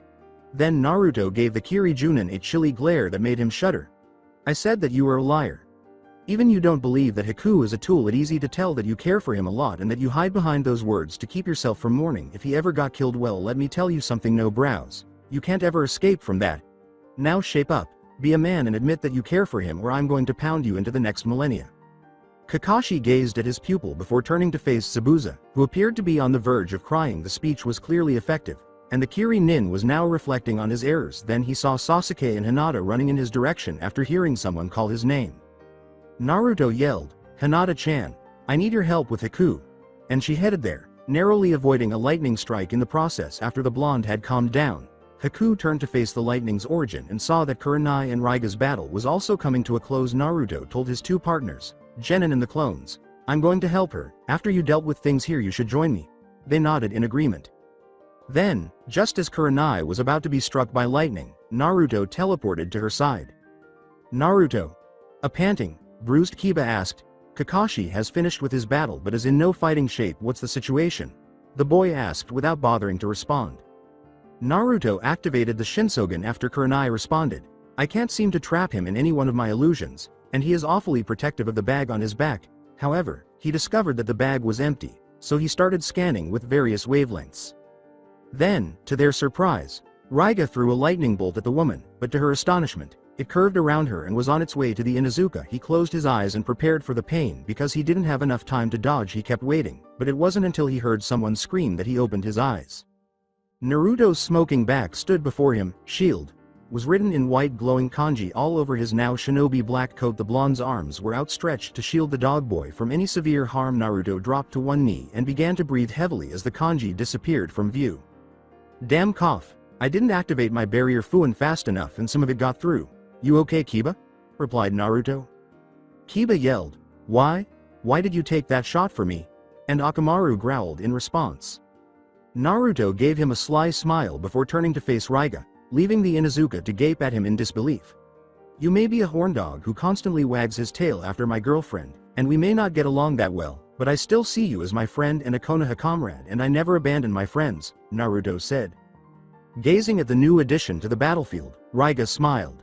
With his Kiba swords blazing with lightning, he laughed and asked, "What's this? Another brat as backup? Do you think that you can stop me, kid?" After deciding to be safe, Naruto brought out Mayan, who began to glow with wind chakra. Before charging the blonde, Ryuga taunted, "Nice trick with the sword, but can you match it with technique?" Sparks flew as the wind chakra cancelled the lightning chakra and metal struck metal. Naruto's extremely defensive moves consistently countered Ryuga's highly offensive style. "Interesting moves, kid," exclaimed the Junin as he continued to defend. Naruto grinned and peered inside the backpack using his eye technique. "Thanks. I call it the Seikuken, control of the air sphere. Another thing based on HSD Kenichi," he said. He didn't have to wait long because he saw what appeared to be a small child when he reached infrared. The most peculiar aspect was that, despite the bag's apparent lack of holes for viewing, the child's eyes were the hottest parts of his body, where they shouldn't have been this active even in the middle of the day. Naruto was also drawn to the child's general state of health and the fact that they seemed extremely fragile. Hyuga was caught off guard when Naruto yelled, "What the fuck do you think that you are doing, moron?" This gave Naruto enough time to slam the side of his blade into his temple, sending him skidding to the ground. "Why did you bring a sick child into battle? Are you really that heartless?" the boy growled.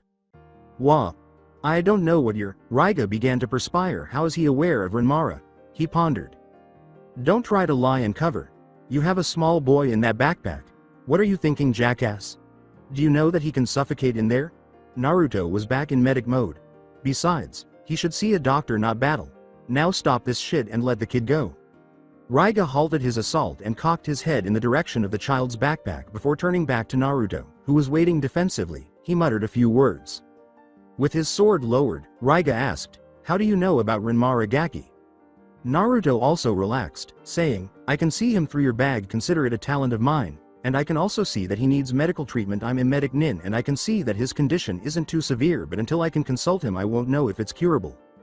The man defended himself by pointing to the blonde and the Junin sensei, who was still huffing a little. "How do we know that you aren't just trying to separate us so you can kill me?" he said. "Two reasons. One, I hate lying unless I have to, and two, I spared your partners Zabuza and Haku. Why shouldn't I spare you?" Naruto laughed. "You make it sound as if you could kill me anytime you wanted, Gaki," was Ryuga's similar response. Naruto vanished from his position the next instant. Hyuga said, "What?" From his backpack came a quiet voice, "Behind you, on your left." When the swordsman looked in that direction, he saw Naruto cradling Mayan at his throat. "Took you 7 seconds to notice me. That's 6.5 more than I needed to kill you. Now, how about we settle down and talk while I examine the boy? We already defeated Zabuza, secured him and provided aid for the other team who should be here any second now. Just to let you know, my teammates are just as strong as me, if not stronger, and I'm sure you heard about Hitaki Kakashi, not to mention the Junin that you already fought. So do we have a deal?" Naruto asked as Mayan got closer to his skin and bleeding a bit.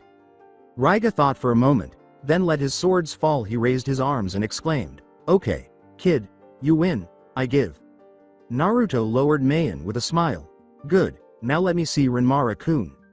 Whispering, "Hyuga-san, no, I don't want to be away from you." The backpack rustled. Hyuga let out a sigh as he carried the boy out of the hiding place and gently placed him on the ground. "It can't be helped, kid, he defeated us fair and square."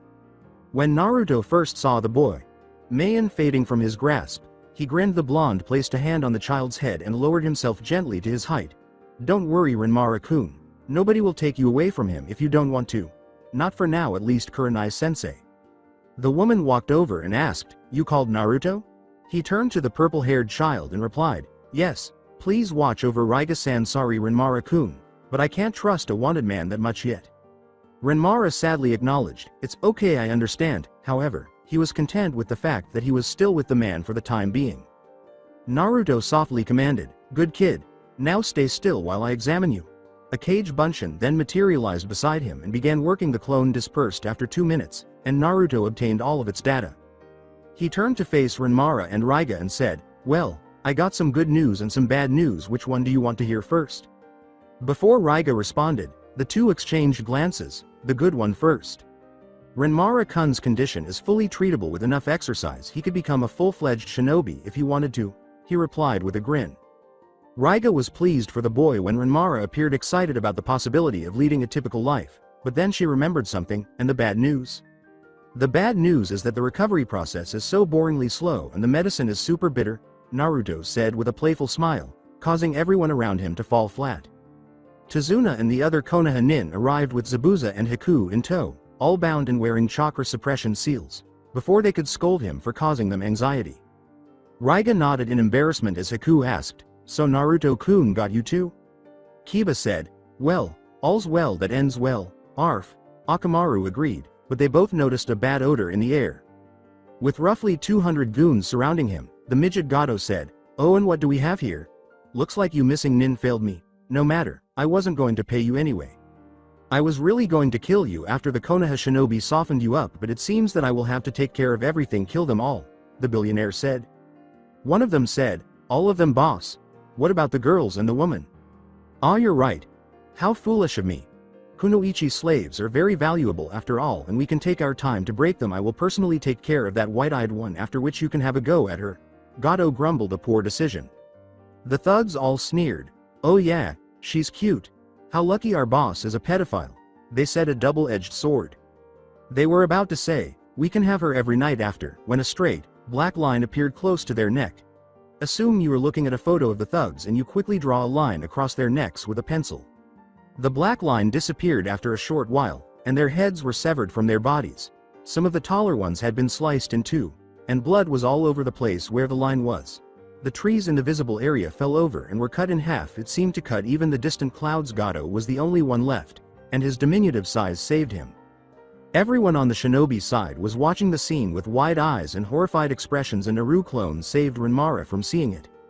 In contrast, the blonde stood in front of the group, clutching Mayan, his demonic features much more prominent, such as his red slit eyes and sharp claws. A ghoulish aura of shadow was created by the sword's blade, which was a pure radiating black. The blonde was standing as if he had just made a horizontal cut before he collapsed on his hands and knees, panting frantically. He stood like that for a few seconds while the others looked on in wonder and horror. "Naruto-kun!" Hinata exclaimed as she jolted out of her reverie and rushed to kneel at his head. Out loud, Sasuke wondered, "What was that?" "Tentuki, right, Heaven Cutter. Huff, it's Mayan's last and strongest huff ability. It takes as much huff chakra as 3 Kage can huff provide." Naruto responded after taking a few more breaths.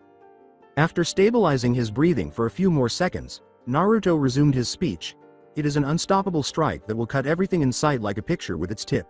No matter the distance to the target or how powerful its resistance is, the cut stays in place for a couple more seconds after it was produced, and anything that comes in contact with it gets cut as well."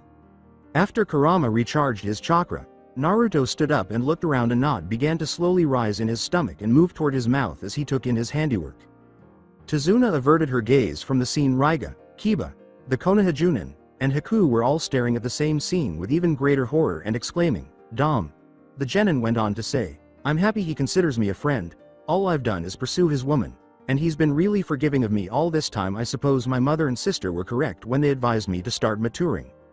Although Sasuke and Hinata were somewhat taken aback, they had already come to expect this from the blonde, so the graphic scene had a greater impact on them. Zabuza exclaimed, "Wow kid. Wait a minute. Why didn't you use it against me when we first met?"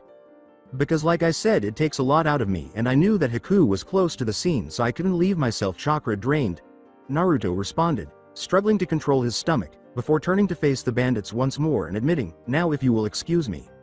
Naruto jumped into some bushes while covering his mouth with his hands. The sound emanating from his direction was, "Blia." Sakura questioned, "What's wrong with him?" The genin nodded in comprehension as Kakashi responded, "First kill, it does that to you." Then, groggily, Naruto emerged from the bushes and staggered to their position, but Sasuke and Hinata stepped in to help him while he caught his breath once more. When they turned to see where the squeal was coming from, they broke out of their admiration. Gato, who had fainted earlier when the blood began to flow, rose to a sitting position inside the bloody mess. "Ah!" he cried out, terrified by what he saw. Together with Kakashi, teams 7 and 8 moved to his side and surrounded him. Please don't hurt me, I'll give you money," pleaded he. "No deal," was Naruto's response. "Please, women, power, land, anything," he pleaded again, shaking like an earthquake as he entered a seiza in the blood. Sasuke went on, like Naruto said, "No deal," taking hold of Naruto's legs, he sobbed, "Please, just don't kill me." Naruto grinned and said, "Oh, we won't do anything to you." "So you will let me go?" asked Gato, blinking in surprise. Naruto pointed to the billionaire and smiled, saying, "I said we won't do anything to you, but I don't know about them," before turning to face him. With a quick turn of his head, the midget saw Inari and Gichi leading a crowd of villagers who were looking over their positions. Naruto grinned and said, "Hey Inari, could you turn around for a little bit?" The boy followed instructions despite being horrified by the massacre scene before leaping in the direction of the throng. Naruto lifted Gato off the ground by grabbing him by the back of his coat. Naruto asked, "Sasuke, if you would," and the Uchiha nodded before displaying hand signals and blasting out a Gukakyu over the corpses, quickly turning them to ash. "Okay Inari, you can turn around again." When the boy turned around, He was astounded to see a vast burned area with almost no signs of battle. Though some bushes were still burning, he smiled back at Naruto after shaking his head to awaken him from the trance. "Hey Naruto ni-chan. I got the villagers to help you guys out, but it seems we were too late." Ruffling the boy's hair, Naruto replied, "No problem, it's good to see everyone grow a backbone and they have you to thank." He grinned and threw Gato like an old shoe in the center of the crowd. "Oh yeah. I got a present for you guys." He said a horror legend was born out of what transpired with him in the days that followed. Naruto gave away most of the food he had stored in his scrolls after the bridge was finished, especially to the children who now viewed their Oni-chan as their hero. The Kiri Nin were detained under arrest in a house for the next few days, but after being questioned by Naruto, they were eventually allowed to leave when it was time to depart. They were actually helping Gato raise money for a coup against the current Mizukage, A.N. You are aware of the story. Bloodline purges, coup against the alleged evil Yagura, blah, blah. In addition, Ryuga in my FIC is not the anime's insane funeral-obsessed nut. He shares Zabuza's objective and does not despise the other swordsmen. Canon from here until the Kiri Nin and Konoha Nin left and the bridge was named, with the exception that they were now arriving. Returning to Konoha, they were jumping from tree to tree and having a good time since none of the Kiri Nin had any prior experience with seals. It was unnecessary to tie them up because they were following them unrestrained because Naruto had applied a complex seal that would paralyze and ultimately kill them if they strayed too far from him. Renmara was in Kurenai's arms. Haku questioned, "What's going to happen to us?" Before responding, Naruto remained silent for a while and continued to look ahead. "To you, I'm not sure you will be charged with aiding a missing nin in battle against a Konoha team, but, since Zabuza-san taught you since you were a child, you will most likely benefit from mitigating circumstances and will be put on probation and community service. Your bloodline will help a lot since Konoha loves bloodline users." Naruto responded, and Haku was taken aback. If he didn't have to conceal his gift so he could be amazed by the blonde, it would be paradise. Haku was certain. Really? Konoha loves bloodlines? Actually, it's more like it worships them. The village was founded mainly by two bloodline clans after all. Naruto laughed. With some relief, he inquired, "And what about the rest?" "Since Renmara-kun has a bloodline and is even younger, he will probably be in an even better position than you and will be admitted into the hospital to be treated." Naruto laughed before getting serious. "Zabuza-san and Ryuga-san will be charged with various crimes and most probably be extradited back to Kirigakure no Sato, Mist Village full name, where they will be executed," he confessed. Haku became gloomy, and Renmara was taken aback. "No, you lied. You told me that I wouldn't be separated from Ryuga-san. Liar, liar." As the child let out his rage, Naruto remained silent and went on. "Unless, of course, they ask for political asylum. Considering the state that Kiri is in and the fact that they are highly skilled shinobi, they will be saved from extradition, but because you have attacked us, interfering with a legal mission, they will be put under arrest and will probably spend a few years in Konoha's prison with their chakra suppressed, where you could visit them during visiting hours. That is until another arrangement is made, like, for example, they could be used as mercenaries in a nearly suicidal mission or something like that in exchange for their freedom. Don't worry, Konoha has a complete freedom of choice policy, so they would have to agree to the mission first." The blonde smiled, turning his head to Haku, and Renmara replied. Ryuga and Zabuza exchanged a sly smile before nodding. They agreed without words that incarceration in peacetime would be preferable to needless death. As they proceeded on their journey, the party members had their plans ready. As they got closer to Konoha's majestic wooden gates, the group fell silent. As was customary for friendly teams, the two Junin climbed down from the trees, and the others did the same to avoid drawing unwanted attention. Naruto gave the captives a pair of hooded robes that he had unzipped from his supplies during the journey. It wasn't that he needed it, though, because Kotetsu and Izumo, the eternal Chunin guards, were too busy being bored to care. The former was always complaining about it, and the latter was always looking for ways to disprove him. Kotetsu yawned. "Man, this is boring." Izumo tried to divert his teammates' attention by saying, "Kotetsu, pay attention. Remember that we have the important job of guarding the safety of the village. We are the first and foremost line of defense." Despite the fact that both of them were aware that most henge techniques were typically used to trick them, they chose to ignore it. "Look sharp, we have work to do," he said as he saw the wave party approaching them. "Hey guys, guard duty again?" the blonde asked, raising an eyebrow as Naruto arrived at the checkpoint first. "Yup. And before you ask why, know that there isn't a more important job than this other than Hokage." Izumo puffed his chest as the dynamic guard duo grinned. "You drew the short straws again, didn't you?" deadpanned Naruto. They both sagged and gave slow nods. Anyway, I assume the mission was successful? Kotetsu attempted to change the subject. With a smile, the Konoha nin nodded, then Izumo grinned back at his files, saying, "All right, but who's wearing the cloak?" He pointed at the Kiri nin once more. Kakashi came forward.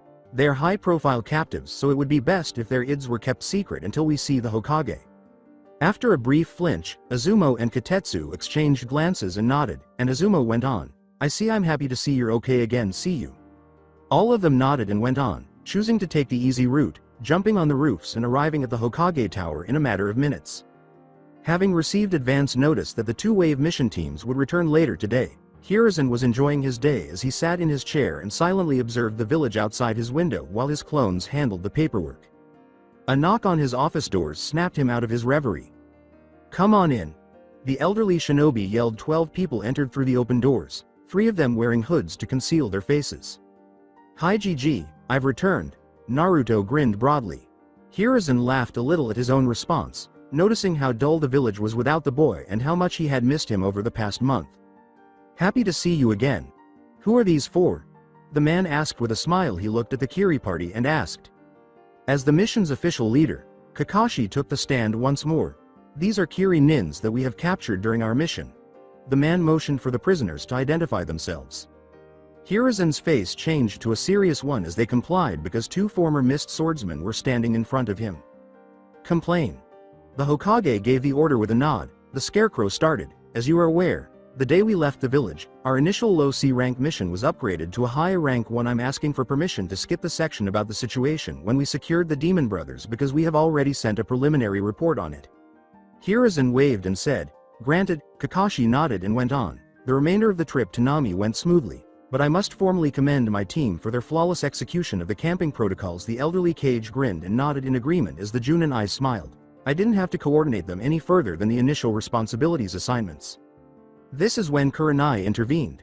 A short while after we entered the country, Hinata detected an ambush consisting of Zabuza Momochi and Hikuyuki here, about a mile ahead, which is quite a feat considering that the Byakugan at her age shouldn't have more than 500 meters range.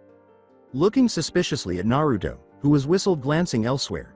"Anyway, we stopped to decide our next course of action, and I must commend Naruto-kun for recommending that we split up, with my team and I taking the client through a detour while Kakashi and his team went forward on the normal path with a transformed Kage Bunshin posing as our client." Kakashi started again, saying, "We were in a tactically advantageous position because we anticipated the surprise. Zabuza launched the attack as soon as the target was verified, with his apprentice waiting in case things got out of control. I was a little taken aback by one of my team's actions during the brief introduction." The adults all perspired as Zabuza snarled, "The brats were using rock paper scissors to decide who will fight me." Kakashi opened up. "Anyway, in the end I engaged him in battle, but following a mistake I found myself in a very compromising position." Hiruzen arched an eyebrow, but Kurenai explained everything to him, earning him more perspiration drops. He was trapped inside the water prison jutsu but was eventually rescued by Naruto-kun. "How?" Hiruzen looked over at the blonde. "When I noticed this, I taunted Zabuza to divert his attention while covertly creating a Kage Bunshin that jumped to Kaka-sensei's position. The clone jumped back to our position and started treating Kaka-sensei while I swapped out sensei for a log that had multiple powerful exploding tags that I had designed." Turning to his teammates, who nodded in agreement, Naruto admitted, "I must say that this would not be possible without my team protecting us against the man's water clones while I kept watch on Haku." Needless to say that Zabuza-san was taken by surprise and heavily wounded by the explosion, Sasuke said as he joined the conversation. "With medical care, it took 2 weeks for my right arm and leg to recover. It makes me think of that hurt brat." The rest of the people in the room were stunned when he yelled at Naruto. Hinata went on to tell the rest of the story until Gato's conclusion. After that, Naruto-kun got the information of the location of Tazuna's house from a clone that was sent with Kurenai-san's team, and we made our way there with our sensei suffering from a minor case of chakra exhaustion that took a day to recover from.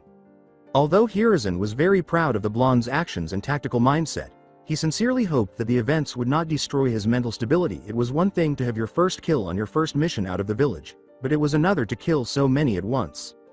"I understand. Does the report need any additional content?" That was all the professor had to say.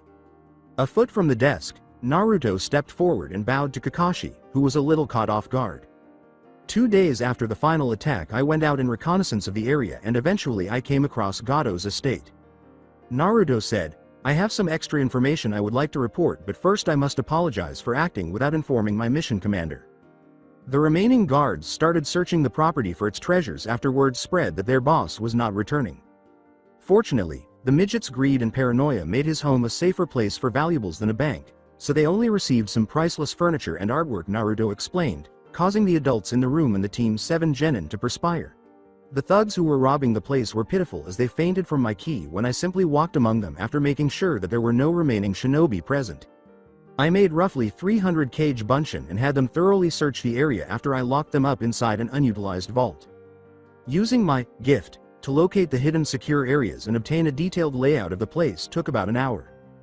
The majority of the documents belonging to the Nami people, including land deeds, bank accounts, and a huge amount of cash, account numbers, and passwords, totaled more than what Gado could have stolen from the citizens, and I suspect that most of it came from his shady businesses. There were also a few C and B rank jutsu scrolls and a summoning contract that was missing from the former missing nin that Gado had previously hired and deceived. Using a shadow clone, I left the majority of it at Tazuna's and instructed the man to divide it equally among the populace. He must have fainted or had Ryo signs in his eyes when he got home, and I left a receipt there after sealing the payment for a high S-class mission, the Jutsu Scrolls. Since we don't need any from in here, and some information that might be useful in this scroll. The blonde grinned as she gave the summoning scroll to the Hokage, saying, I think I know who it belongs to, so I will be keeping it. I see, said Hiruzen, grinning back at the boy. Was Naruto the only one?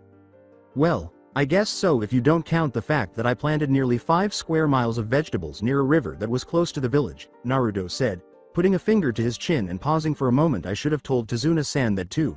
From the clone I left back there, how wonderful it would be to have an army of shadow clones. The other ninja there, aside from the Hokage and the blonde's teammates, were sweeping the floor with their jaws while their heads swayed back and forth.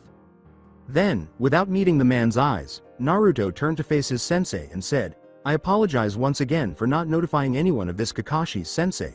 He continued to bow slightly. Well, I guess I can let this one slide, since I'll admit that, based on your story, you possibly handled that situation probably better than I would have, the Cyclops said, taking a moment to clear his throat and shake his mind out of the stupor. However, what became of the guards you rendered incapable? After blinking twice, Naruto grinned broadly and said, after I cleared out the place, I dropped them off at the daimyo's place, gift wrapped. The man grinned back. Then, to get everyone's attention, Hiruzen cleared his throat and said, now that the story is clear, what do we do with the prisoners? Have any ideas, Kakashi? Kage turned to face the man. The Junin gave the boy an eye smile and said, actually Hokage-sama, Naruto here has a very good plan of action. Kakashi-sensei, thank you. As for Zabuza Momochi and Raiga Kurasuki, we are stuck in Konoha with their suppression seals around their necks and there is nothing else we can do about them. They would like to request political asylum in Kiri, at least until the political situation there has stabilized, since those seals are very difficult to remove without the right key. I also advise minimum security. The resident demon fox smiled and said, tell them the juicy part about the seal kit. Oh, yes. I appreciate you reminding me, Ni-san. The boy's eyes opened wide in shock. The boy chirped as he made a slicing motion on his neck with his right index finger, sending shivers down the spines of the other shinobi. Also, the seals will explode with the force of 20 standard exploding tags if a predetermined distance from the trigger is trespassed. Right now I am that trigger and they can't get more than 60 feet away or closer than 5 feet or else it's kaboom. He said, it has a maximum range of 1 mile radius. After giving this suggestion some thought, Hiruzen decided that holding 2 Kiri swordsmen captive was perfectly acceptable. In fact, Konoha's reputation would be enhanced by their ability to accomplish such a feat as capturing them alive. Agreed. After grinning, Naruto turned to face Zabuza and gestured with his head. As for Haku, since he is not a registered ninja and his actions did not pose a direct threat to our lives, we can only charge him with aiding a missing nin and attacking Konoha shinobi outside of war or any other legislation infringement and could be sentenced to serve minimal time in prison. I confess that I am to blame for Haku's actions, since I found him as a small child and molded his young mind to be loyal to me under any circumstances. It was akin to brainwashing and was under effect until the blonde broke my control during the last battle, said the former 7 swordsman. Naruto laughed and then glanced at the Hokage. Indeed, based on observations I would have to support his claim. I recommend that Haku be cleared of all charges and should be offered residence inside the village. His Hyuga Keke Genkai would also be advantageous for our military strength, although at least a 6 months probation period would need to pass until he could register as a shinobi. During that time he could work as a part-timer at the hospital, and I will vouch for his medical knowledge. The brunette then looked dead serious at Haku. That is if he has no more professional ties to Zabuza Momochi. Haku's eyes widened before a gentle expression appeared on his face. Although I still do care for Zabuza-sama as a son would for a father, from now on I will walk on my own path, and that, hopefully, doesn't involve killing. Agreed. Naruto, you will make the necessary hospital arrangements. The Hokage and Naruto nodded. Naruto responded with a salute. Count on me, GG. And the other shinobi either grinned or smiled back. Hiruzen couldn't contain his laughter. He whispered, "And what about the small boy?" as he turned to face Renmara, who was concealed behind Ryuga. Naruto let out a small sigh. Same situation as Haku, but with Ryuga his body condition is a little worrisome but not life-threatening, so I wanted to get him a Konoha citizenship so he could be admitted in the hospital. He also possesses a strange dujutsu that can see through solid objects in color and has quite the range, mask certain wavelengths, and project genjutsu that can fool Hinata's Byakugan. The elderly Hokage almost toppled over his seat. The Byakugan's worst enemy would be this dujutsu, and he would be damned if he allowed it to get into the wrong hands and put his own shinobi in danger. An added bonus was that he was doing it while assisting a small child. He swiftly took out a piece of paper and, using his practiced writing skills from decades of paperwork, quickly filled in the blanks before turning it over to Kurenai and Kakashi to sign as witnesses to the incident. Hiruzen then gave the boy a copy, which he took with trepidation. "Congratulations on joining Konoha, Renmara-kun." Hiruzen's grandfatherly greeting made the boy open up a bit more, and he thanked the Kage. Then, Naruto made a Kage Bunshin to take Renmara to the hospital and instructed him to bid Ryuga and the others farewell. After a hug and some persuading words from Naruto clone, he was persuaded to leave the Kiri swordsman's side, and they were driven to their destination, where he was admitted and would receive medical attention.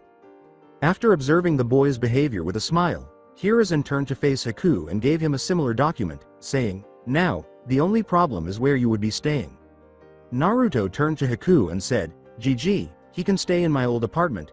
The blonde turned away, but he said, "It is pretty clean and decent looking, but the area is not that fun to live in.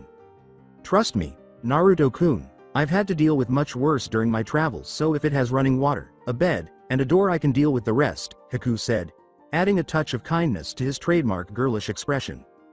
Naruto nodded slowly and grinned kindly after explaining its purpose and adding the seal key. Naruto handed the scroll to one of the Black Ops.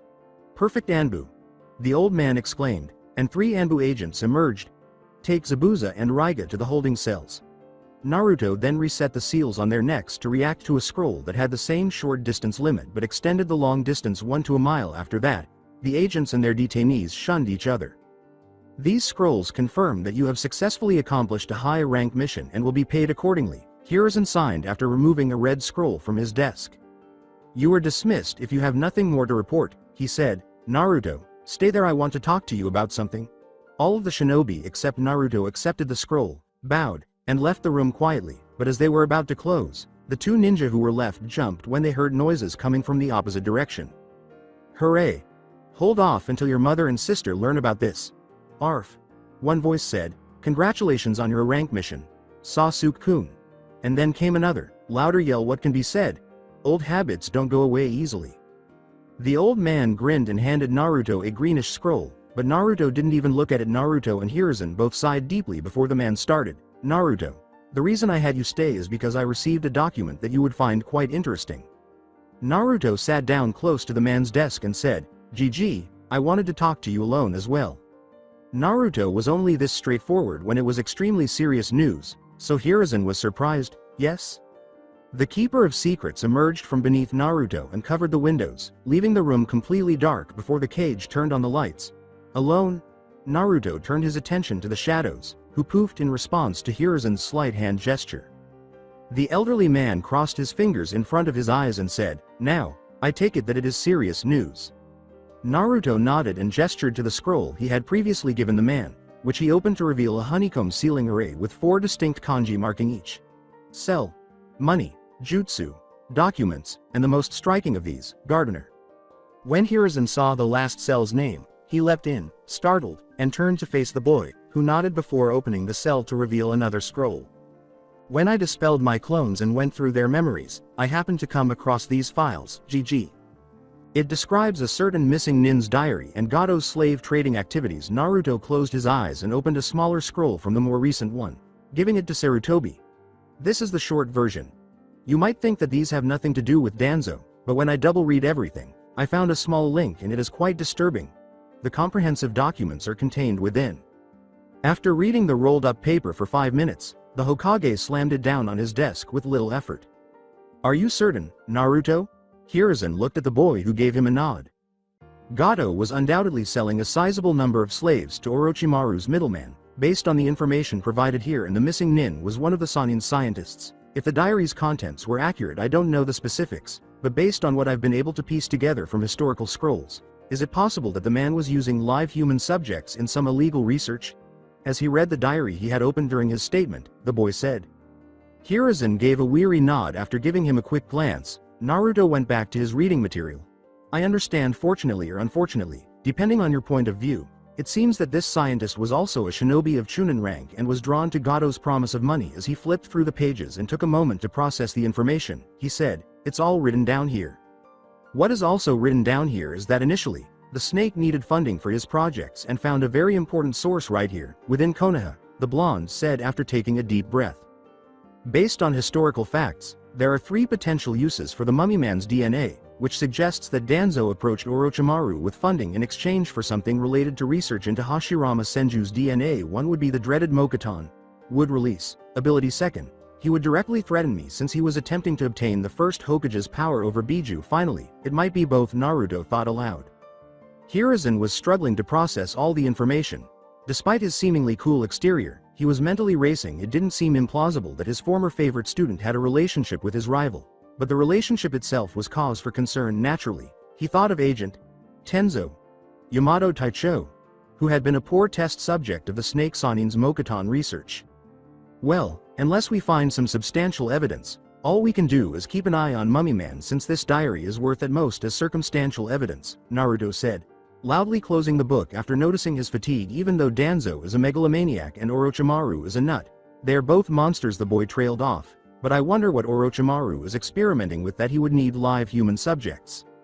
What I am going to tell you now stays inside this office, Hiruzen said, raising a hand to signal the boy to stop. It's an S-class secret of paramount importance.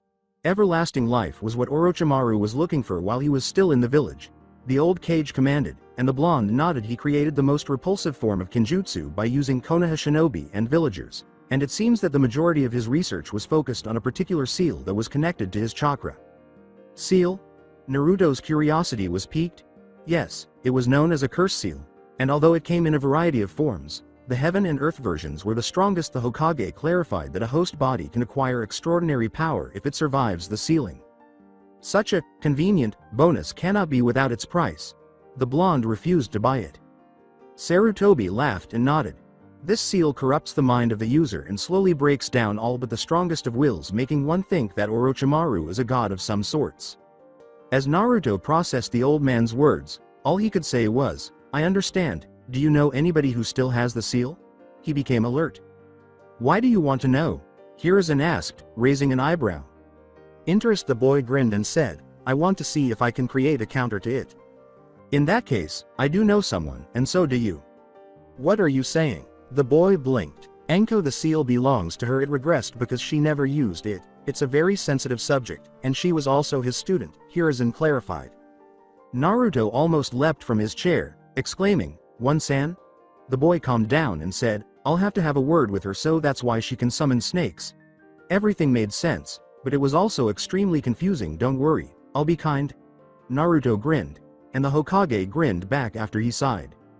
Is there anything more you want to offer? Hiruzen said, and the boy shook his head. All right, then congrats again on finishing both your first A-rank mission and a still-standing S-rank mission. The elderly man grinned. The boy's eyes almost burst from his skull. What? Adding significant and new information to Orochimaru's file is equivalent to finishing an S-rank assignment. Actually, since you discovered his connection to a certain weed, Danzo, you deserve a little extra, so I'm raising this mission status to top S rank, Hiruzen said gravely. Hi. Naruto blinked. Other than that, there was something else I wanted to talk to you about, the elderly man said, his features softening. The blonde remained quiet. You received a scroll from the fire capital today. Sarutobi grinned as he gave the 2 rolls of paper to the boy, who raised his eyebrows, saying, I think you will find it very interesting, to say the least. Interesting? The said boy looked at the man before opening the bigger scroll and reading it. After a minute or so reading, his eyes became as big as the Hokage mountain. Exaggeration. Holy mullah. Naruto exclaimed, there are so many numbers. It appears that Nobuyuki Konomura, the proprietor of Maelstrom Printing, the publisher of Jiraiya's Icha Icha, considered you a partner for a long time, Hiruzen said, chuckling before calming down. The question now is, why? The elderly man arched an eyebrow. Nobuyuki Konomura. Nobuyuki. No. Konomura. Konomo. Kono, Naruto said, adopting a contemplative stance. Kono-ji. Raising an eyebrow, Sarutobi said, Kono-jii. Yes. When I was 7 years old, I went to the fire capital and met this kind old man who was having problems with his business. Rewind. Naruto was strolling through the shopping district the day after the Mayan incident when he came across a dilapidated printing shop with intriguing-looking books on display in the window. Because he loves reading, he entered the shop just in time to see a man in his early 60s standing on a chair with a rope around his neck that was tied to a crossbeam. The boy froze at the sight, just as the man kicked the chair from underneath. Don't! The boy yelled at the man and began to gag. Naruto suddenly charged forward, leapt over the man, and used the Mayan that had materialized to cut the rope. The man collapsed to the ground and began to breathe heavily. Gaki, why did you do that? How long did it take me to find the courage to do that? The guy yelled at Naruto. Oji-san, you baka. The man jumped in shock as Naruto yelled back, why did you attempt suicide? Don't bother with your business, kid. Get away from me. The man was enraged. No, I will not abandon you, until you tell me. Naruto moved forward a step. Stop talking, child, I'm going to lose it all. My spouse abandoned me. Not even my children know who I am. I'm going to lose this store now. Now leave and let me perish. Stay out of this and go back to your parents. You're not yet aware of how agonizing life can be. The man, who was furious and about to cry when he felt a tug on his leg, said, clenching his fists with his back to the blonde. He slowly turned his torso around, but Naruto's jumping haymaker sent him skidding across the polished floor. Naruto took his turn to lash out, saying, if you wanted to, you could still see them. Baka GG, if I could, I would return to my parents, except that they died defending me. What? The man's heart gave a start. Are you aware of the attack on Kyuubi that took place 7 years ago? Naruto let out a sigh. The man nodded slowly. When I was born, one of his claws was pointed at me, and it skewered my parents to death. They were never seen by me. Even though your wife and children don't know you, Baka JII, at least you know them. All I have are photos of them, and what do you know? It wasn't just them who perished. A lot of people died that night. Naruto shouted at the man, who was now slowly getting to his feet. I have no idea how agonizing life can be. You're not aware of the extent of the pain. They did everything they could to make my life miserable, from neglect to beatings so severe I could have died innumerable times, because they believed I was the Kyuubi reborn because of the birthmarks on my face and the night I was born. I lived on the streets for several months, ate things you wouldn't want to walk on, and was kicked out of the orphanage when I was barely able to speak. So don't tell me that your life is painful, you coward. Naruto snarled as he seized the man by the collar of his shirt. Since someone else always has it worse, here's an update. Naruto released the man's shirt and stood cross-armed above him, looking very angry. The man's eyes were as big as dinner plates, but he quickly turned his head away from the boy and looked regretful. When he muttered, geez, what kind of a man I am to get talked down by a brat, Naruto heard him and was about to sock him another one, but the man shook his head, oblivious to the blonde's response, and said, you are right, I'm a coward. I was apprehensive about change. The man winced. I felt that I was too old to start over when I lost this place next week. Naruto looked at him bewildered after his rage subsided. What do you mean? The man's features softened grandfatherly as he said, nothing to worry yourself, kid. You had enough in your life to care for an old cowardly fool. Naruto rejected it. Come on, I don't know much about adult concerns, but talking to someone usually helps me feel better when I'm upset, he said with a smile as he placed his behind on the man's legs, to which the man responded with a loud, oomph. As he slowly turned his head, he discovered his nose wedged into a large roll of Ryo bills. Well, it's just that if I don't get 50,000 Ryo by the end of the week, I lose the store due to debt. The man sighed and began to look around the store. One last time? Wah? He was taken aback by the quantity of cash and discovered that it was fastened to a happy blonde when he traced its length. A.N. At the time I wrote this chapter, 50,000 Ryo, 500,000 yen, 6,500 United States dollars, because According to Kishimoto-san, the exchange rate for ryo is 1 to 10 yen. Old man, 50,000 ryo, chirping, the blonde said. How? The man's hands gravitated around the roll because he was scared to touch the money. Recently I made a lot of good and rich friends and I'm staying with them, so all the money I get, I saved it up and I thought I would spend it at the capital on some souvenirs, but I guess you could use it more, Naruto said with a hand on his chin. Thank you, young man, but I couldn't possibly take your hard-earned money like this, the man said, grinning at the boy's generosity but shaking his head. The man's stubbornness made Naruto pout, but then he had an epiphany. Then sell me some expensive books. They must not be children's books, too. A year and a half ago, I moved on from them. I'm currently reading books like Jiraiya of the Sanins, Tale of the Gutsy Ninja. I haven't met such an addicted reader in my life, the man said, blinking quickly a few times before bursting into laughter. Okay, child, let me show you around. You are not allowed to enter any of the sections, but you are free to choose what you like. In which section? Naruto's head cocked. The adult section, the man said with a twisted smile. Oh, the part about smut. Don't worry, I won't get involved. Naruto received a checkmark. Smut brat, it's not. It is the pinnacle of artistic expression. Blood trickled from one of the man's nostrils, causing him to flush. The boy's checkmark tripled in size. That's right, Arrow GG, I'm Naruto Uzumaki of the Hidden Leaf, not a brat. Don't refer to me that way. I am Kono Printing's owner, Nobuyuki Konomura. Kono JII, nice to meet you. The boy smiled. By the way kid, you have one hell of an arm there, the man said, rubbing his jaw while laughing. The man led Naruto to select his books as his features softened. Flashback end, really, he scared the crap out of me when I saw him dangle like that, Naruto murmured. That's a really amazing story, said Sarutobi, blinking quickly. It appears that Jiraiya showed up shortly after and became his publisher. As a result, he quickly grew his company and is currently among the wealthiest people on the planet. Yes, and it states that he was able to reunite with his family. Well done, Kono JII. With the scroll in hand, Naruto grinned. Anyway, Naruto-kun, what are you going to do now that you have an account with 5 more figures than our entire village's budget? Said Sarutobi with a grandfatherly smile with a hint of jealousy and lighthearted sarcasm. He went on. Well, I suppose I can buy a house now, but I was considering doing so later. Although I enjoy my stay at the Hyuga compound, reading Demon repeatedly gets old. Naruto sighed and Hiruzen winced. I already have the plans for some advanced seal defense in place, but I need my own home to do that and also your permission so as to not make that much trouble for both of us, because it could cause some accidents to the knuckleheads who try to break in on the walls of your dear one's home, Naruto said. Without missing a beat, Hiruzen produced 2 scrolls, filled them up, and gave them to the boy. All right. This is your S-rank mission confirmation that you must take to the missions office, and the other scroll is a written confirmation that I couldn't refuse even if I wanted to, because it is your right as a property owner and a Konoha shinobi. Thanks GG.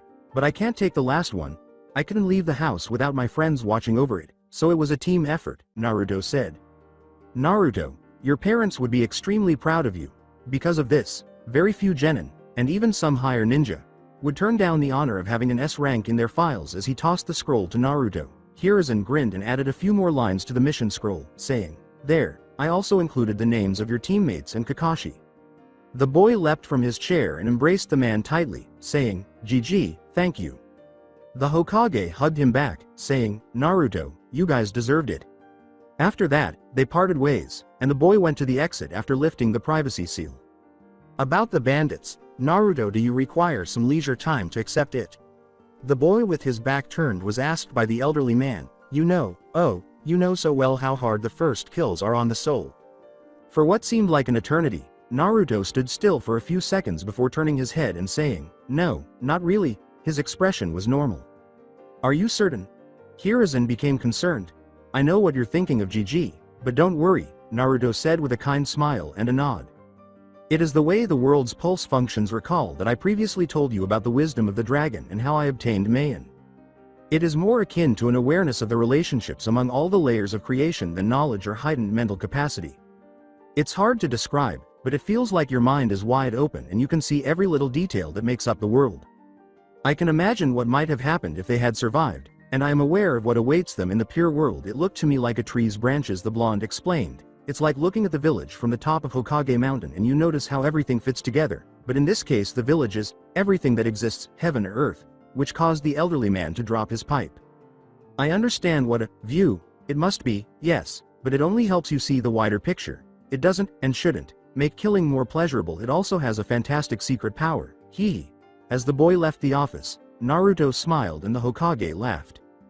Hiruzen laughed and thought, they would be very proud of you. Naruto-kun, I can almost see you wearing my hat, but you have to wait a little longer. Naruto met with his team at their training ground right away, and after he made a clone to take Haku to his apartment, he told them the news without the secret parts, saying that he would have to tell them the whole thing under more confidential circumstances, which, of course, meant that Kakashi would go to the Hokage to get the information, and Naruto would either tell them in his home or brief them telepathically. He also told them that he was now technically filthy rich, and gave them the number of figures in his account, which naturally made them dig the ground with their jaws. The Junin sensei was also very proud of the blonde's teamwork regarding the S-rank mission. Alright, Naruto, now that you have enough money to buy a small town and still have enough for your grandchildren's grandchildren to live a happy life, what are you going to do now? Kakashi was the first to emerge from his daze. Even though his voice trembled when he revealed the blonde's new wealth, he tried to sound as normal as possible. Naruto thought for a moment about how to break the news to his sweetheart and female teammate, but he decided that the direct approach was the best, so he let it rip. Fart A.N. Not like that. Bad author, bad. He sighed and started. Looking into Hinata's eyes, he saw the sadness and worry he had anticipated. I am thinking of buying a small compound close in the clan's district and equip it with everything I need, after which I'll be moving there. But why, Naruto-kun? Do you no longer enjoy living with me? She shuddered as the mist threatened to cover her eyes. As he had been beginning to do so lately, the blonde sighed again and said, that's not it, Hinata-chan moving hurts me just as much, but it's necessary. Why? Is it father's fault? To stop him from going, she almost leapt on him. What? No. Startled by the girl's thoughts, but also surprising Kakashi, who thought the man was an icicle, he said, Hiyashi-sama is a very kind and honorable man, adding, it's just that I can't stand it anymore. I find it intolerable that the Hyugas must endure those degrading acts of cowardice because of me. The week before we left for Nami, you recall what happened to the walls of the compound. Additionally, Hiyashi-sama had to raise the guard to prevent the demon child from being killed by the ever-increasing hero wannabes. These guys simply don't take any cues, the boy snarled. A little perplexed, Kakashi said, what do you mean, Naruto? You know, just the walls need to be painted 4 or 5 times a month to get rid of the demon. Or demon lovers. Graffiti from them, and the guards must naturally exercise extra caution in light of the regular bi-monthly attempts on my life. After I was welcomed there, the number of guards nearly tripled in a year. Additionally, Hiyashi-sama lost some of his council political power as a result of me, since some civilian merchants stopped supporting him, all because these idiots can't seem to understand that I'm not Kurama ni. Naruto clenched his fist, so I made the decision to move somewhere close by if I can. While Hinata recognized the situation and appeared to have been struck in the stomach, the scarecrow was taken aback but maintained his composure. Of the three, Sasuke was the most understanding. He gave Hinata 2 nods by placing one hand on her shoulder and the other on the blonde's. Well, I already found a nice compound I would like to buy just 2 streets away from the Hyugas, but I was hoping Sasuke could help me out with this one. Naruto laughed. The brunette said, what do you need me for? Well, the thing is that the compound is owned by a civilian council member, and knowing them, he would probably charge me enough to buy half of Konoha, if not more. I now have more than enough money for that, but I have no intention of filling the greedy pig's pockets. Naruto let out a small tch, and then with his head lowered and his hands raised in a pleading gesture, he said, also another well-known thing about the council is that they will use every opportunity to pucker up their lips to your rear end, so I was hoping you would use your name and my money to get me that compound, please. Because of the whole Itachi situation, Sasuke scowled a little when he heard the word council, but he then smiled. Sure, anything to sting those pompous peacocks. Thanks, the blonde exclaimed as he gave his teammate a high five. So they did. After asking the Hokage about the S rank, Kakashi and the other 2 hurried to the closest bank, where Naruto took out a sizable amount that he believed would be sufficient to purchase the compound, furnish and decorate it, the future training area, and enough money to last them for a year. By the way, he hardly touched the remaining amount in the account. Naturally, the cashier was a Kyuubi-hating woman who did everything in her power to keep the boy's money, from claiming that it was a bank error to outright stealing it and telling him that he should live off dirt instead of money. Naturally, Naruto was furious and retaliated against her every action by using his economic expertise and threatening to have her arrested because he was a licensed shinobi of the Leaf Sasuke's presence, and the fact that, as a Uchiha shinobi, he was a member of the shinobi police, which is currently headed by his mother and overseen by non-Uchiha ninja, were helpful. They were all safely out of the bank, but they were all very grandioso angry when the woman finally gave in. The negotiations for the compound proceeded as planned, and Sasuke was able to purchase it for the amount that would have typically only covered the front yard. Sasuke gave Naruto ownership of the property after the councilman departed, and they proceeded to inspect it. Although it only had one main paved road that led to what looked to be the main house and a guest house close by, it was 3/4 the size of the Uchiha compound and was encircled by a granite wall that was 10 feet high. The genin concluded from the wall alone that the previous owner was either a paranoid freak or a total recluse. In any case, Naruto found it to be effective since this was only a side property that the man listed for sale. No one lived there for a long time, so the yards were very bare and badly maintained. I will begin by describing Naruto's property, particularly his new mansion, which I believe is quite large and Victorian style. I have read a lot of fanfics, and I feel that they go into too much detail about the construction, including things like, here you would take a sharp turn to the right and would get to blah blah X number of spots on the walls, blah blah, move on to the left, you have X number of cracks on the floor, and the details on this is. A sizable reception area with wooden floors and a tiny crystal chandelier was located on the main floor. This part of the mansion had marble flooring, and a door on the right would take you to the fully furnished kitchen, which would then lead to a small dining room and, finally, the backyard. The living room and the spacious bathroom, which resembled an ancient Greek bathhouse and featured a large jacuzzi and large windows with Venetian blinds, were separated by 2 doors on the right. There was another door directly ahead, leading into a narrower corridor that divided into 3 more doors. It appeared that the main dining room was the one to the right. It appeared to have enough space for at least 20 people, and 2 sizable glass sliding doors connected it to the backyard. The left door led to a good-sized ballroom with white and black marble floors, 12-foot-tall Victorian-style windows, and big oak doors connecting it to the backyard. 2 parallel curved sets of stairs, one on each side of the door leading to the small hallway, connected the second floor to the main one. It featured 9 smaller bedrooms, each with its own bathroom and balcony. In addition to the larger master bedroom, each one was bigger than Naruto's Hyuga room, so smaller was an exaggeration. 5 different sized rooms with an unclear purpose were located on the 3rd floor, which was connected to the other 2 by a spiral staircase that ran just behind a small wall between the large staircases that connected the 2nd to the 1st. Additionally, a small door at the end of the hallway led to a staircase that led to the attic. Additionally, Naruto saw that there was no basement, which he intended to fix shortly so he would have a suitable location to construct a family vault and keep his beverages. The furniture was the other item that was absent. The mansion was bare except for the kitchen and bathrooms.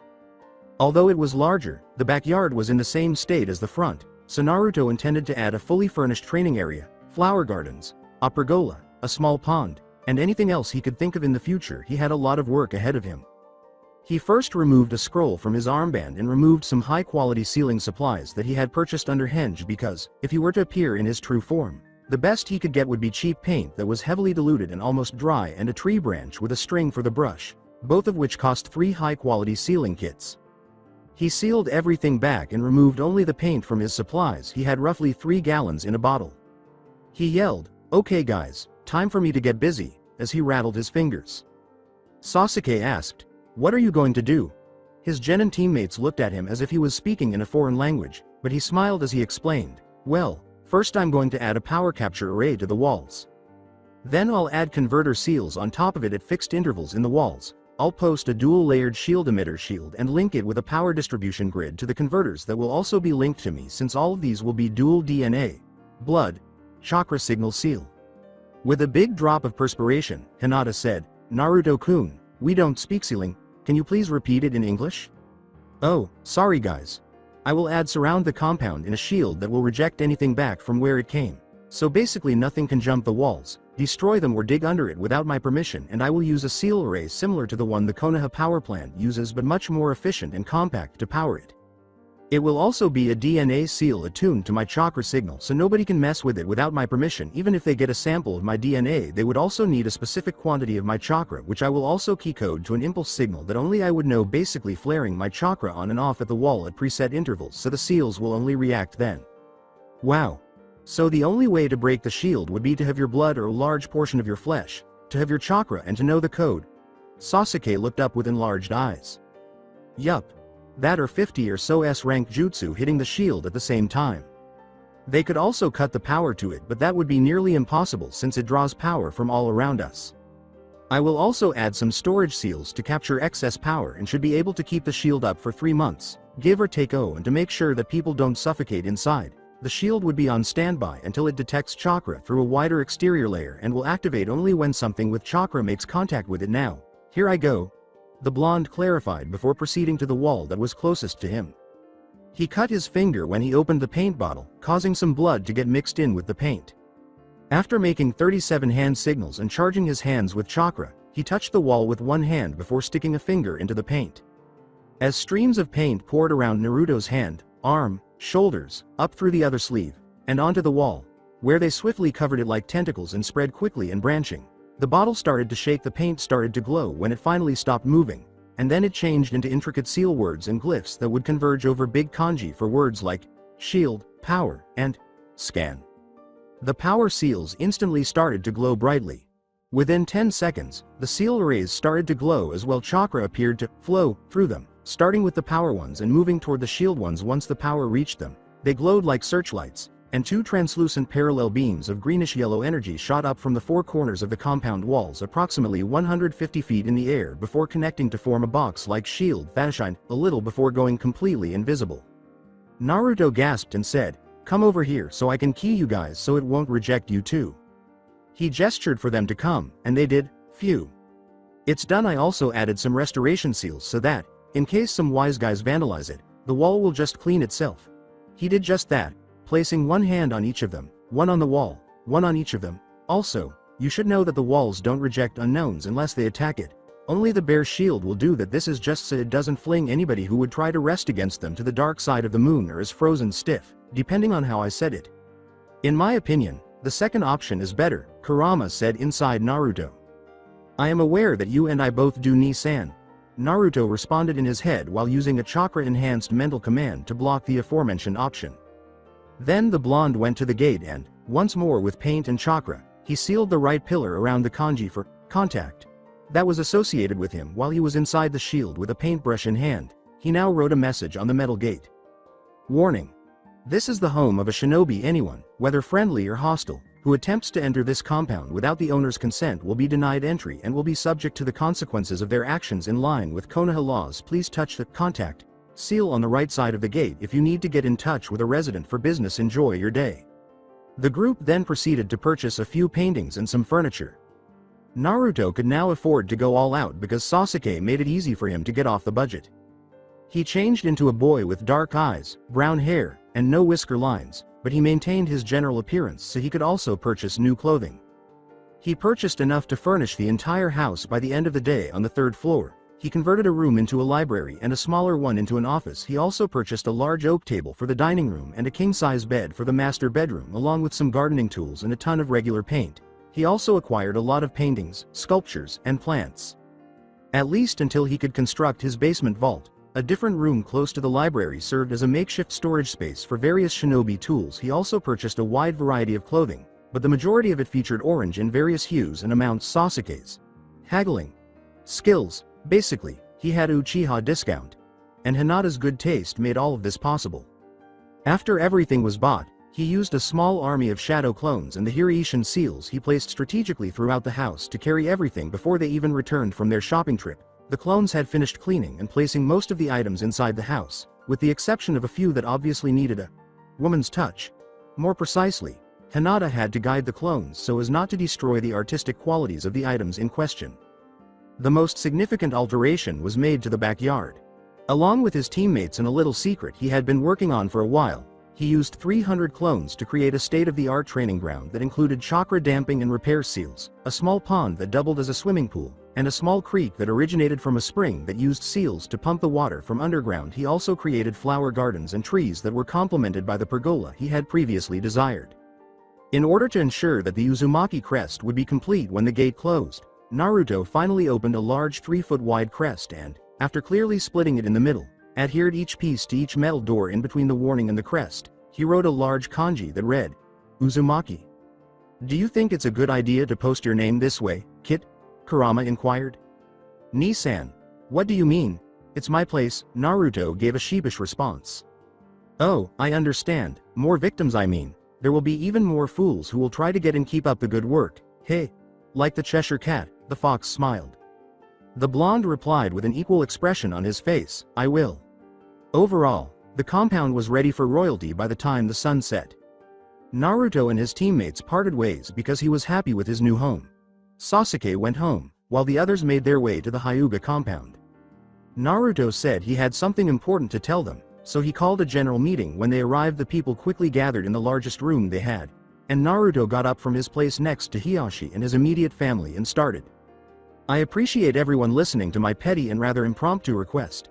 No problem, and anything for you Naruto-sama, were heard in the background in faint whispers, but the Hyuga code prevented the volume of these words from increasing. He yelled. I'll try to be brief because I don't want to waste your time. When I had none, this clan, no, this family, offered me their kindness and friendship. You have saved me from that terrible life, woken me from my nightmares, and added some light to my otherwise dark world. All of you, especially Hiyashi-sama, Haruko-san, Hinata-chan, Hanabi-chan, Yuki-san, Hizashi-san, and Neji, have my eternal gratitude for that. The blonde said, this makes what I have to tell you next bring an ache in my heart, but I will not beat around the bush.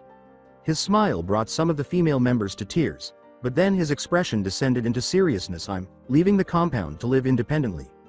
The group of about 30 people gasped together as the news was delivered, and almost all of the clan protested that he should not leave. Hanabi was hiding behind Hinata, crying about losing her. Oni-sama. Naruto was about to cry too, but he held his composure, and after a while he raised his arm, palm facing straight ahead, and asked them to stop, to which they immediately complied. This cannot be discussed, but once again, I want to thank my friends and family for your kindness, the blonde said solemnly. Haruko was the first to pose the question that was on everyone's mind. Naruto-kun, why do you want to do that? The boy gave her a kind smile before turning back to face the other members of the clan. I want you to know that nothing you did affected this decision. It had, if anything, made it more difficult. There are a lot of reasons why I'm moving, but I'll start with the main one. I can't stand it when some narrow-minded villagers and council members target this clan because I'm staying here, with Hiyashi-sama being the main target. That's absurd.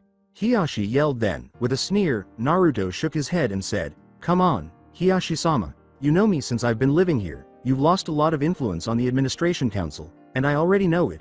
The closest he could come to a good response was something like, you shouldn't concern yourself with my position in the village, he yelled, and the man stammered out an answer but failed. The blonde grinned, but it was more of an innocent smirk.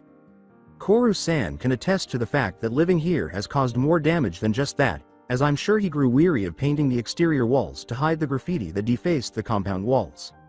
I'm sure that by now, all of you know what I am and what I contain, he said, grinning and turning to face the branch member in question, who blushed and looked away. Let me tell you before you speak. The law is still in effect, so you should keep quiet about this for your own sake. The elder clan council used to teach you this. The majority of the branch members snickered as Naruto said, I have made the decisions I mentioned at the beginning because of all of these and much more. However, where are you going to relocate, Naruto-kun? He was interrupted by Hizashi. I recently came into possession of a small fortune and have acquired the vacant compound 2 streets east of here, Naruto said with a smile. The meeting attendees had a variety of reactions to this statement, but the majority expressed relief that he was still close, with Hanabi in particular almost jumping with delight at the news. The silence was broken by Hiyashi, who asked, how small is the fortune, out of curiosity? Wheel, Gigi said that it had, and I quote, 5 figures more than the village budget. The blonde smiled like a Cheshire cat once more, he said, causing some of the Hyugas to gag and all but Hinata to turn pale. That's more than the members and clans of the council put together, one Hyuga from the rear stammered. I realize that all of this is a bit much to handle, but it was inevitable that it would happen sooner rather than later. I wish you all a good evening and thank you for coming. That's it. Oh, I nearly forgot. If you ever want to come see me there, be aware that the compound is guarded by a very strong shield that, if you attempt to enter, will either paralyze you or throw you across town.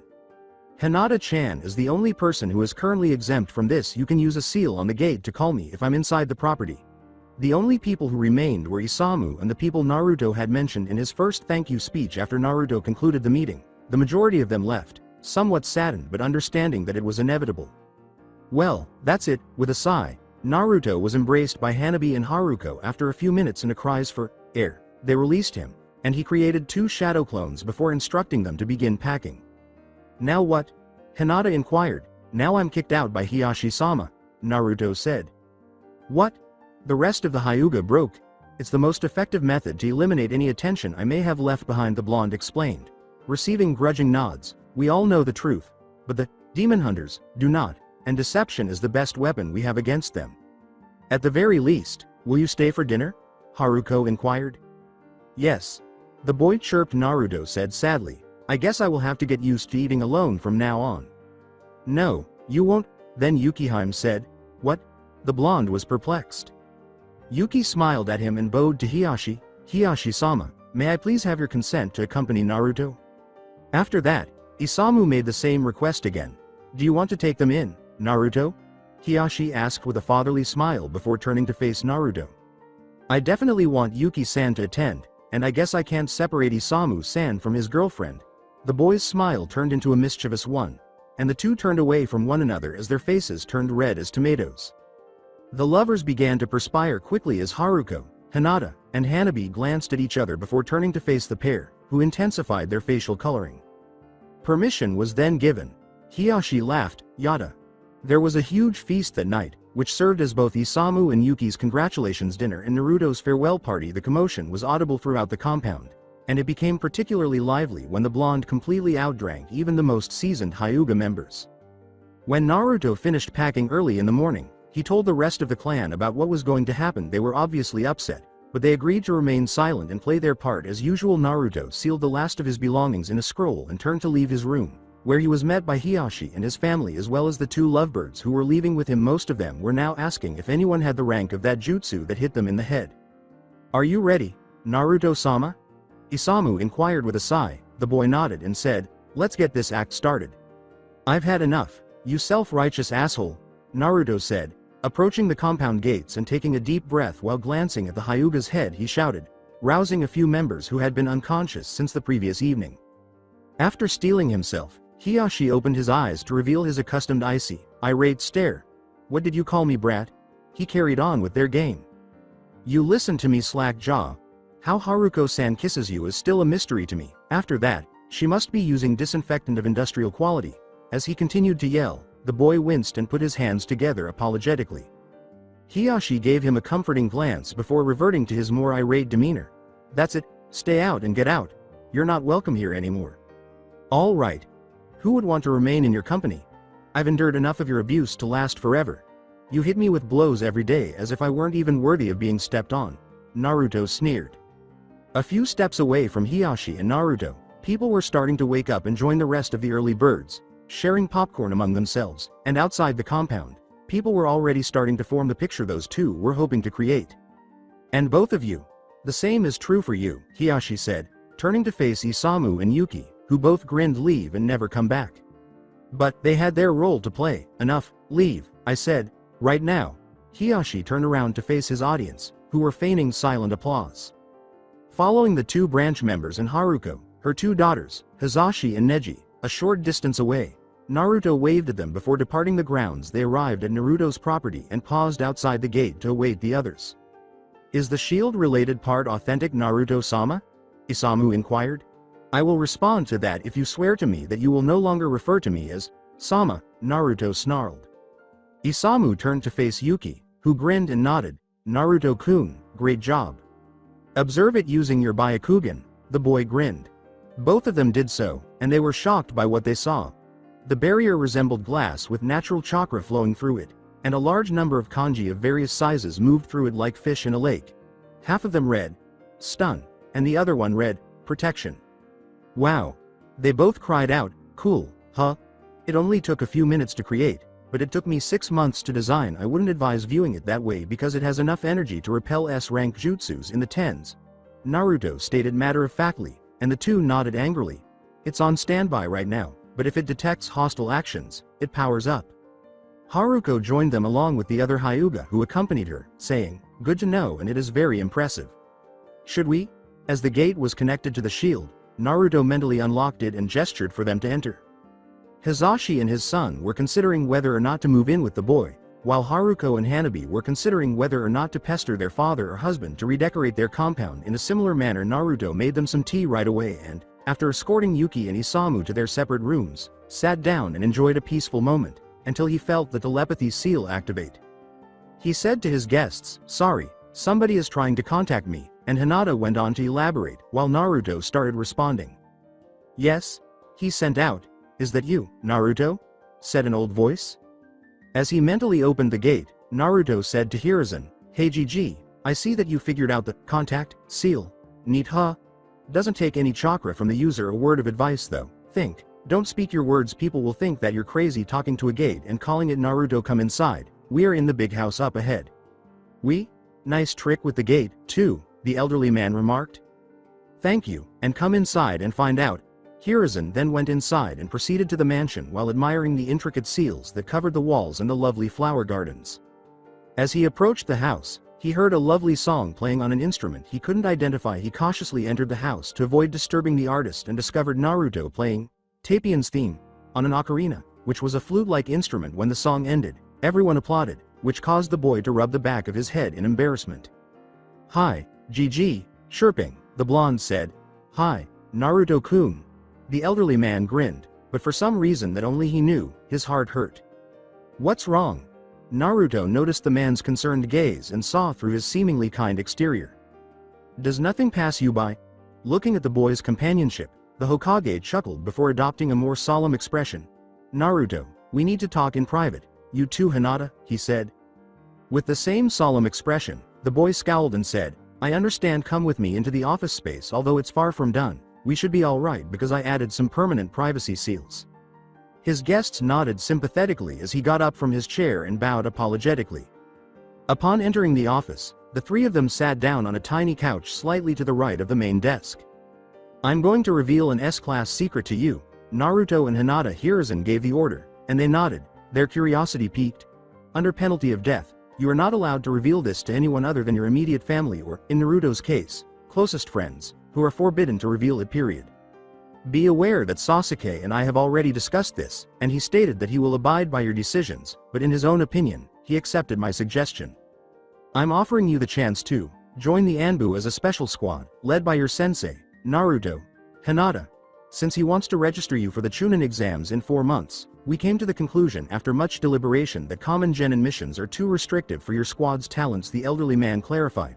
"This obviously does not imply that you will hold the same positions as regular Anbu agents, but you will still be sent on some covert B ranks and possibly A ranks.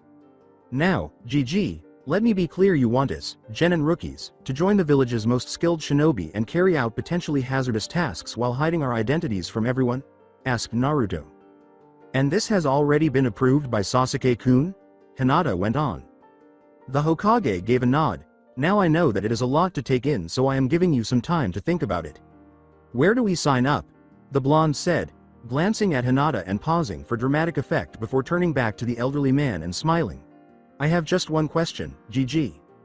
Before they all started laughing, Hiruzen's eyes were blinking in the Anko fashion. "I should have expected that." Between chuckles, the Kage uttered these words. Only the blonde and Hiruzen remained to finalize the specifics of the Anbu deal. After everyone in the mansion concluded their separate conversations, they concluded their conversation after an hour or so, and Naruto offered to lead the man to the gate before giving him the shield. After saying their goodbyes outside the walls, they were ready to part ways when an Anbu agent showed up. "Hokage-sama, the Administration Council requests your presence for an out-of-schedule meeting in 1 hour. Uzumaki-san is to come as well." Hiruzen let out a sigh. He became more assertive after Naruto pulled the chicken on him, but he couldn't help but think, "I'm too old for this shit." He nodded as he turned to face the Anbu. After bowing, the aforementioned agent walked away incredulous. Hiruzen shook his head from side to side. The old Kage couldn't help but wonder what the fuck they wanted now, even though he knew that only the civilian council had called the meeting as usual. A.N. Sarutobi has Saru in his name, which means a monkey. He also has the monkey summon contract. They probably saw the report concerning the recent mission. Danzo was undoubtedly the one who brought the attention to your former teammates, and they just had to call the rest of the Howler Monkey Pack. No offense, GG. The Hokage laughed. "None taken. You are probably right, but you still can't help but wonder what goes on through their minds." Smirked Naruto. "What else but power and money? They want as much as they can get of both." But concerning today's council gathering, they probably want to know about Haku and Mayan-chan, and I'll bet my whole account that Danzo will go with the usual. They, Haku and Naruto, must be trained properly, so I will sacrifice my precious time to make sure of that. Bullshit if given the chance, which is no way in hell. And concerning Mayan-chan, well, I guess it will be a free-for-all on the arguments as to why I shouldn't own such a powerful weapon. With a sigh, Hiruzen acknowledged the blondes. Indeed. A hand was placed on his shoulder by Naruto. Hiruzen started to perspire as he turned to face the blonde. The kid was beaming with rage. Let them try and get ready for a good show. I know every law of this village and country by heart. Old or new, I just need you to declare from the beginning that the laws will be respected with no ifs and buts, as you are well within your rights to do so. I also have a few nasty surprises for them. Coo. He was massaging his hands. That I will. The cage gave a nod, and remember, this village is a military dictatorship, not a freaking republic. Civilians are allowed to stay here only if they follow the rules. And the first and foremost rule is that the Hokage is the leader, the chief, the boss, the big honcho, the rule maker. If they don't like it, they can piss off to another place. The council, especially the civilian one, was formed to lessen your workload, not to take your place. It is neither a necessity nor an obligation, but a privilege, one that the Hokage, or the daimyo, are more than entitled to cancel at a whim. Naruto said to the man. The elderly cage laughed. If it were only that easy. The council has, in time it has, served, gained political power that is not to be taken lightly. The boy arched an eyebrow and asked, like? The Hokage clarified, well, for starters they have a lot of financial backing. Hiruzen had a mental face palm as Naruto grinned and said, you're kidding, right? Remember my funds? Hiruzen shook his head and said, and they gained sufficient power to overrule me. They could lock me out of office.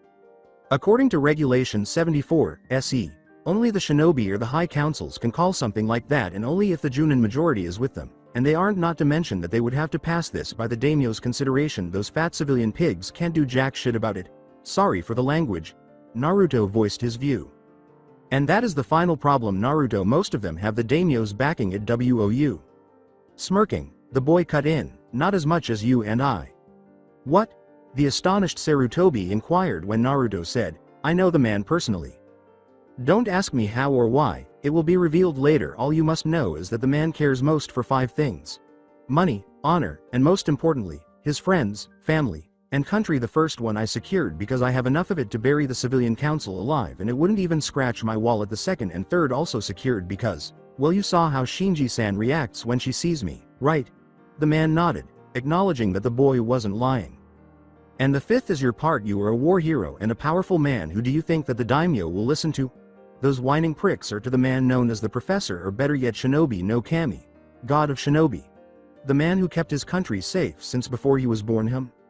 Hiruzen must have been a little ashamed. He hadn't been called that in a long time, and it felt good, to be honest, considering how logical the speech was. He had to do that after picking his jaw up off the ground.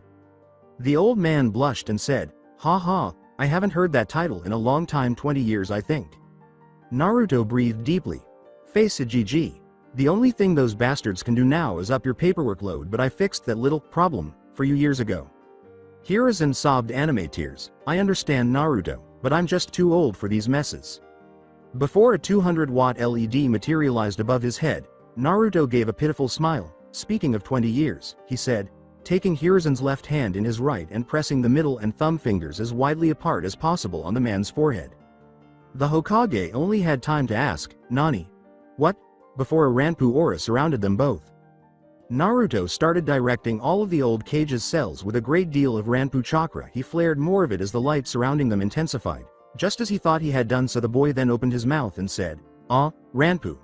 Wakagari no Jutsu. Light release. Rejuvenation technique. With the luminosity reaching a blinding peak before fading away as if it had never been there. Before the startled cage, the blonde was breathing heavily. Hiruzen said, Naruto, what happened?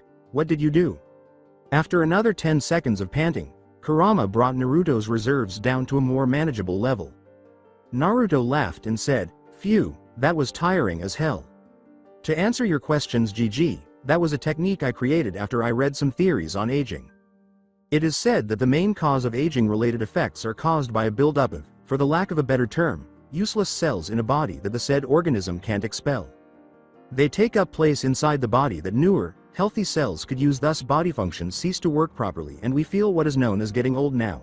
I used my Ranpu and Iryo Nin medic abilities to create a jutsu that would seek and destroy those cells and also vitalize healthy tissue, thus improving your system, explained the blonde medic mode complexion. The boy started to perspire when Hiruzen gave him a look as though he were from another planet.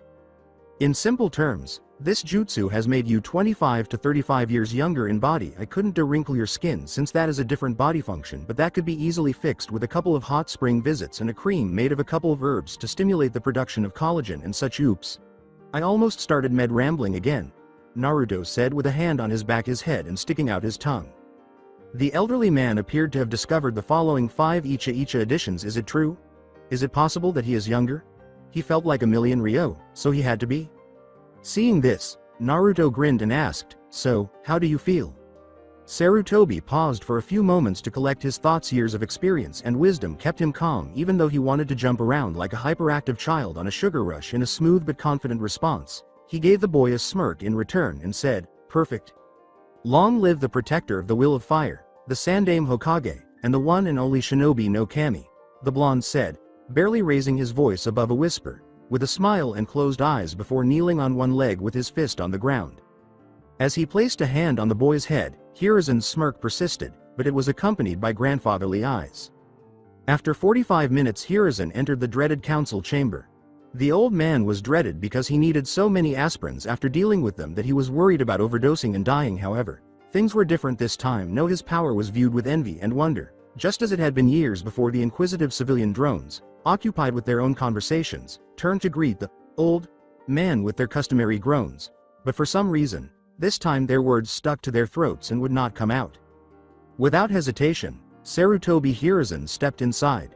His presence seemed to slow down time itself, and his posture revealed no more weaknesses. The people in the room were left with unhinged jaws and bug-eyed eyes. No more words were exchanged, and no breath was taken easily. The only sound that could be heard in slow motion was bum bum, bum bum, as if they were worried that the man would find their heartbeats annoying. Hiruzen's steps shared each heart cycle. His face was terrifying, and he exuded power. His eyes, however, were the most frightening features. Not even the old man bothered to look at them. He moved at his usual pace, but to the untrained civilian council's dilated senses, it seemed like an eternity because all he could see was the topmost throne-like chair. That stare was only familiar to 3 people in the room. The seats nearest to the previously mentioned seat were occupied by them. It goes without saying that they were Homura, Kaharu, and Danzo. It was the steel-hard, piercing eyes of the man who became the third fire shadow at the end of the first of 3 great shinobi wars. Many adversaries viewed it as their final appearance on the mortal plane, and it unconsciously meant only one thing to them: we're screwed. Everyone released a breath they hadn't even realized they'd been holding as the Hokage sat down. Hiruzen flinched as he rolled around, scanning, assessing the council men and women, his eyes breaking free from the shadow of the Hokage's hat. He then exhaled when he noticed that Hiyashi Hyuga, Nara Shikaku, Makoto Uchiha, and Shibi Aburame were absent from the Shinobi Council, which was presumably announced as late as possible. This meant that only half of the seats were occupied. Technically, he was younger now, but his mind was still stuck in the old, "I'm too old for this shit" pattern. Train, before lowering his eyes again into the darkness. The first to break the silence was a civilian councilman who cleared his throat. "Since the council has gathered, we should commence." "Denied," was Hiruzen's response, a little louder than usual but resonating with amazing authority. "The council has not gathered. Half of the shinobi council has still to arrive, and the time has not expired. Even if it will expire, we shall wait." As the civilian council began to shift and whisper among themselves, the current members of the shinobi council grinned. The same member attempted to argue, saying, "Please be reasonable, Hokage-sama. I'm sure that everybody in this room can use the time in more productive ways." Then, beneath Sandaime's strong eyes, the Hokage directed his piercing gaze at the man who seemed to be shrinking in size by the second until he was only a dust particle gazing up at a mountain. "Then maybe we should cancel this meeting right here, right now, Shiitake-san. A.N. Mushroom couldn't resist. Read bottom A.N. for description. Like you said, I have better things to do than to listen to pointless arguments and to try to placate them. If not, I suggest that you and the rest of this council follow my commands in silence unless you want to share something vital or I explicitly say otherwise." The civilians began whispering to one another, with some even raising the volume, that is, until they experienced a strong sensation that was not ki no. It resembled a hurricane that has been bottled up and is slowly gaining strength in preparation for an explosion. "Hiruzen was the one," I said in silence. He commanded once more, this time with greater authority. Once again, the room fell silent. Why couldn't it?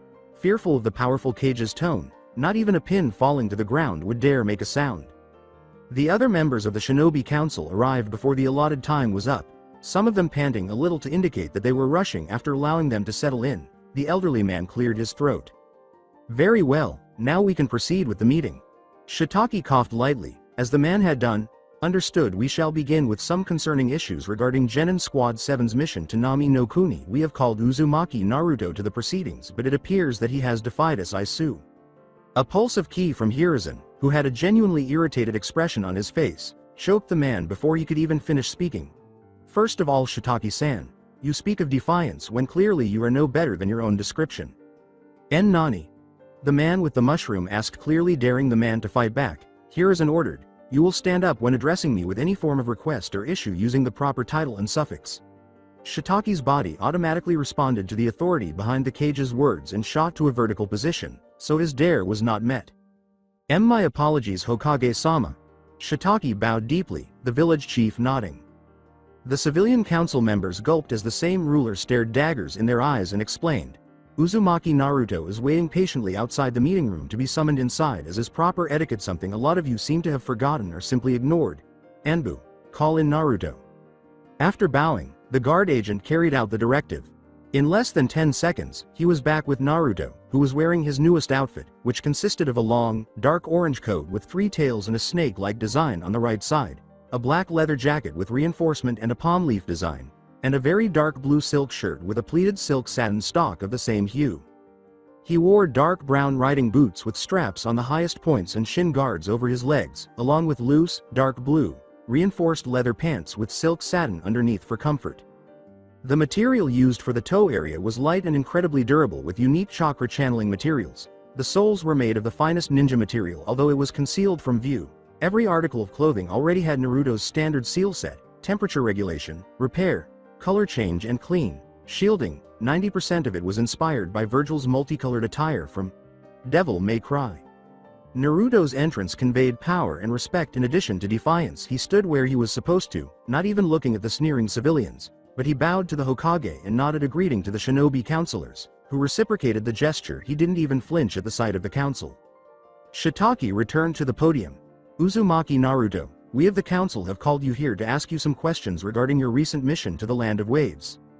Before the counselor could say anything more, Naruto raised his hand and gestured for him to wait or stop. Naruto then turned his head in a questioning manner. The blonde then raised an eyebrow and nodded a message to the Hokage.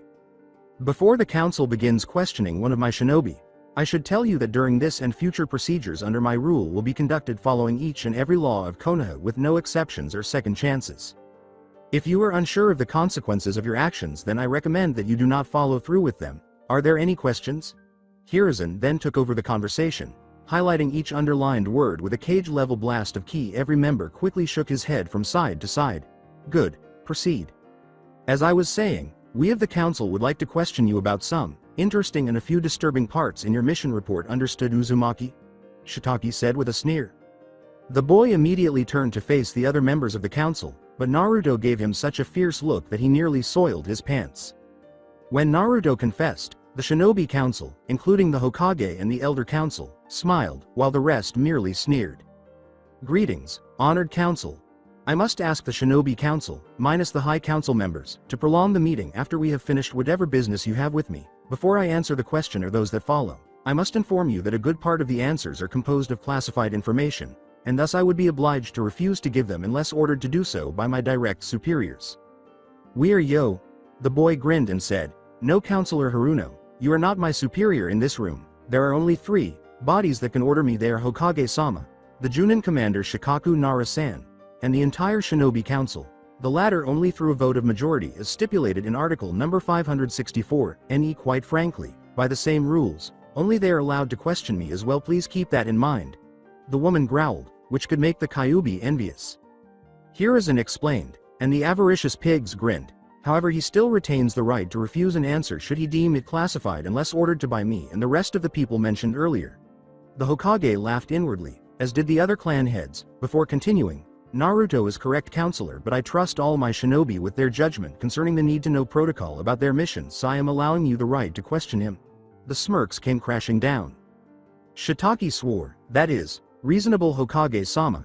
Uzumaki, how accurate would you describe your mission report? Raised eyebrows were raised when the boy admitted, about 95% accurate, the rest are highly classified details that are only for the Hokage to know about. A few snickers came from the shinobi side as the blonde smirked and said, also if I may ask, what happened to the demon brothers? Last time I saw them, they were pretty pissed. Hiruzen laughed at the boy's choice of words, saying, I will tell you about them after the meeting Naruto.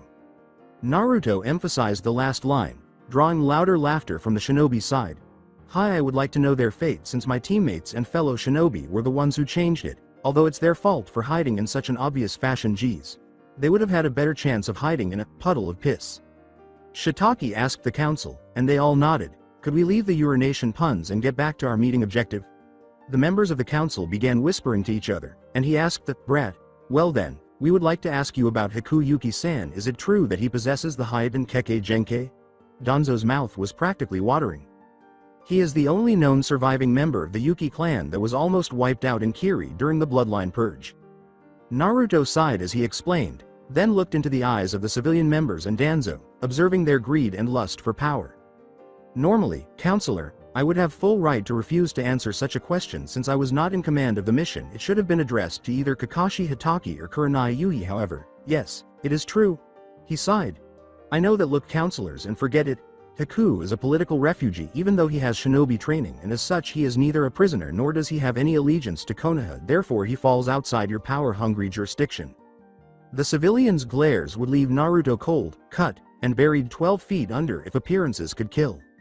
And in case some shady people are listening to my words and plotting something behind the Hokage's back, let me warn you that the instant Haku is harmed or forced into anything, the Hokage and his shinobi will rain down vengeance upon you. The boy smirked this time. You know the saying, hell hath no fury like a woman scorned. Well, let me tell you, hell hath no fury like an angry Hokage and a pissed-off Jinchuriki. That goes for the lot of you power-hungry backstabbing pack of howler monkeys. He lowered his head and narrowed his sight on Danzo, who had the grace to look surprised. Haruno's hypersonic voice screamed, how dare you! Once more, their water glasses breaking from the high-pitched scream. The rest of the room flinched and hoped their eardrums wouldn't burst. She continued to yell, apologize this instant, brat. As the shinobi considered killing her or at the very least sealing her vocal cords due to severe phonic noise pollution. However, Naruto maintained his composure as if he had no interest in her. She almost slipped, but Naruto got mad and stopped her before she could shake the room with her voice at full volume and crack a few windows.